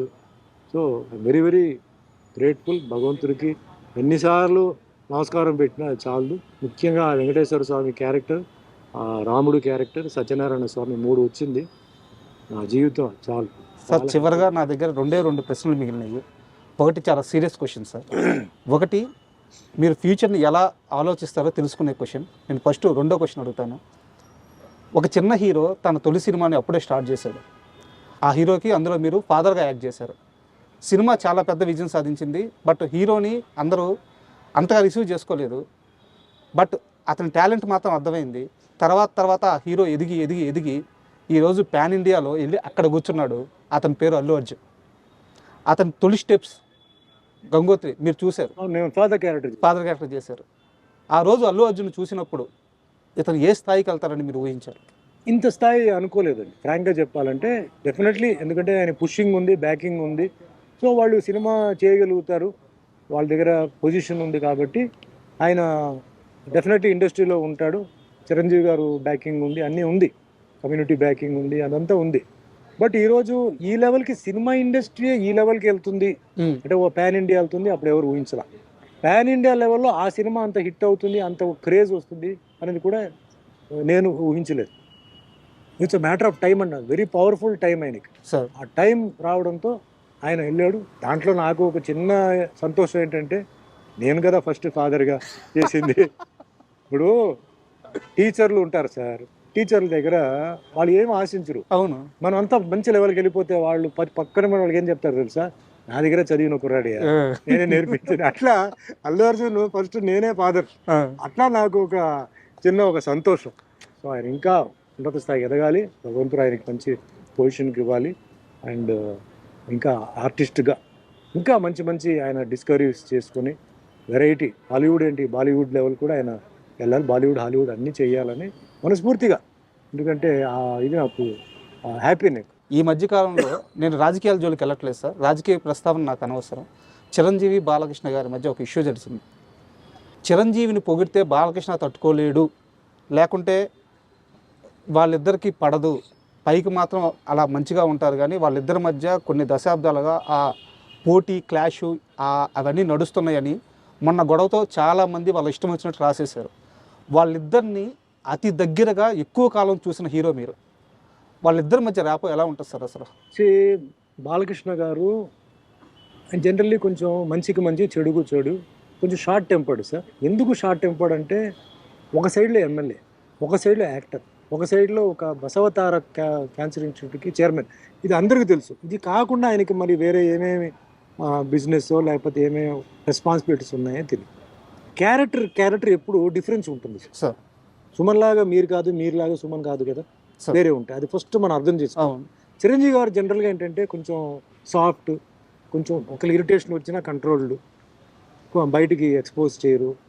అది ఆ టైప్ ఆఫ్ క్యారెక్టర్. ఇక్కడ మెయిన్ ప్రాబ్లం ఎక్కడ వస్తుంటే సార్, ఈ పొలిటికల్ స్టేట్మెంట్స్, ఇలా అన్నారని లేకపోతే ఇట్లా అనేసారని. సో స్పాట్లో ఏంటంటే కొన్ని ఏదైనా ఆర్గ్యుమెంట్స్ వచ్చేటప్పుడు టక్మని నోరు జారి కొన్ని రావడం, టెంపర్మెంట్తో రావడం, ఇది సహజమే. బట్ నా లెక్కలో ఏంటంటే సార్, అది ఆ టైం వరకే. తర్వాత అంటారు no permanent enemies, no permanent friends. పాలిటిక్స్లో అదే నా ఎక్స్పీరియన్స్. పాలిటిక్స్లో no permanent enemies, no permanent friends, అది ఆ రూట్లోనే వెళ్తుంటుంది. సో మనం ఇలా అన్నారు అలా అన్నారు చెప్పి ఇప్పుడు ఫ్యాన్స్ కొట్టుకుంటున్నారు సార్. మేమంతా బాగానే ఉన్నాం. అదే సార్ ప్రాబ్లం. ఫ్యాన్స్ కొట్టుకుంటున్నారు, రాళ్ళతో విసురుతారు, బళ్ళు నాశనం అని చేస్తారు. ఎందుకు? వేస్ట్. మేము హ్యాపీగా, మేము అదే 80s గ్రూప్లో మేము అందరూ హ్యాపీగా ఉంటాం, హ్యాపీగా ఎంజాయ్ చేస్తాం. మీకు వాట్సాప్ గ్రూప్ ఉందిగా, మేము డైలీ మాట్లాడుతున్నాంగా, విషెస్ చెప్తూనే ఉంటాం.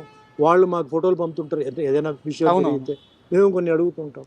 వాళ్ళే పాపం అమాయకమైన వాళ్ళు ఫ్యాన్సే. మేమంతా బాగానే ఉన్నాం. ఇప్పుడు చెప్తానండి, no permanent friends, no permanent enemies. Okay, అంతే. అండ్ ఫైనల్గా చాలా థ్యాంక్ యూ సార్, ఎందుకంటే మార్నింగ్ నుంచి మీరు షూటింగ్ చేస్తూనే ఉన్నారు. ఈ టైంలో కూడా నా కోసం మీరు ఆగి మా ఐ డ్రీమ్కి ఇంటర్వ్యూ ఇవ్వడానికి మీ టైం వెచ్చించి మీ సమయం ఇచ్చినందుకు చాలా థ్యాంక్స్. అండ్ ఫైనల్గా మీకు దీపావళి శుభాకాంక్షలు. థ్యాంక్ యూ అండి. నాకు ఏంటంటే ఇంటర్వ్యూస్ వల్ల నాకేంటంటే న్యూ జనరేషన్కి ఏదైనా నేను మెసేజ్ ఇవ్వగలుగుతానా? చాలామంది డిప్రెషన్కి వెళ్ళిపోతారు, లైఫ్ అయిపోయింది ఇంకా మనం ఏం చేయగలుగుతామని. నన్ను లైఫ్ని ఎగ్జాంపుల్గా తీసుకోండి. నేను ఈ ఫీల్డ్లో, కాంపిటేటివ్ ఫీల్డ్లో, ఛాలెంజింగ్ ఫీల్డ్లో ఎలా వచ్చాను. సో నేను చెప్పిన దాంట్లో నేను 10 చెప్తే మీకు ఏదైనా 2-3 నచ్చితే అది పాటించి చూడండి. ముఖ్యంగా తల్లిదండ్రుల విషయంలో చెప్తున్నాను. ఆరోగ్యం చాలా ముఖ్యం. ఒకసారి ఆరోగ్యం పాడైపోతే మళ్ళీ మనం రికవర్ చేయలేము. అందరూ బాగుండాలి, ఎందుకంటే లైఫ్లో ఎవరు ఎప్పుడు పోతారు, ఎప్పుడు ఉంటారని తెలియదు. ఈ ఇంటర్వ్యూ వాళ్ళకి ఆ విధంగా ఉపయోగపడాలి. ఇంకోటి, బయట చాలామంది ఇలా అనుకున్నారు అలా అనుకున్నారు అని అనుకోవద్దు. ఓపెన్గా ఈరోజు నేను చెప్పాను. సో కొన్ని రాస్తారు, కొన్ని విజువల్గా ఓబీ వాయిస్ వస్తుంది. సో అవన్నీ కాదు, ఈరోజు ఓపెన్గా సుమన్ మాట్లాడారు, మీరు మంచి ప్రశ్నలు అడిగారు, నేను దానికి సమాధానం చెప్పాను. చెప్పిన దాంట్లో ఏమీ అబద్ధాలు కాదు, నిజం చెప్పాను, జరిగిన విషయాలు, ఎందుకంటే నాకు జరిగిన విషయాలు. సో అందరూ జీవితం అయిపోయింది, డిప్రెషన్, ఫెయిలియర్ కాదు. Always keep fighting in the right way, go in the right way with the blessings of your parents. భగవంతుడు ఉన్నాడు ఇది. And I respect every religion, every caste, every community, ఎందుకంటే వాళ్ళందరి వల్లనే ఈరోజు నేను తయారయ్యాను. నేను ఒక హిందూ అని చెప్పి నేను హిందూ అని చెప్పనండి. హిందూ, ముస్లిం, క్రిస్టియన్, సిక్, పార్సీ, జైన్ అందరికీ నేను నమస్కారం పెడుతున్నాను. All religion. నేను అన్ని టెంపుల్స్కి వెళ్తాను, అన్ని మసీదుకి వెళ్తాను, అన్ని చర్చ్ కదా. అంటే ఏదో అక్కడ వెళ్ళి ఏదో ఫీలింగ్ చూపించడం కాదు. ప్రతి ప్లేస్లో రిలీజియస్ పవర్ ఉంటుందండి.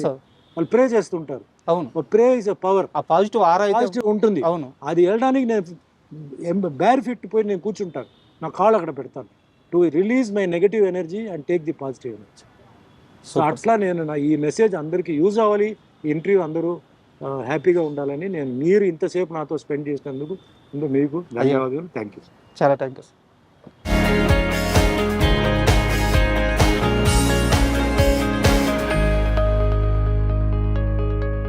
And for more videos, Please subscribe to iDream. Please subscribe to iDream. Please subscribe iDream. And please subscribe to iDream. For more videos, subscribe to iDream. please like, share and subscribe to the channel. Congratulations, iDream. Subscribe to iDream. Subscribe to iDream. So subscribe to iDream Media. iDream ki iDream team andarki huge congratulations. Please subscribe iDream Media. Please subscribe to iDream. Subscribe iDream. Please subscribe to iDream. iDream అంటే నా కళల channel subscribe చేసుకున్న నోరు తిరుగుతలేదు, మీరైతే గంట గుర్తు కొట్టండి. For more such videos, please subscribe to iDream. Subscribe to iDream. Please subscribe to iDream. Please subscribe iDream Media. Please do subscribe to iDream. Please subscribe to iDream Media. For best entertainment and information, please subscribe iDream. And don't forget to subscribe to iDream.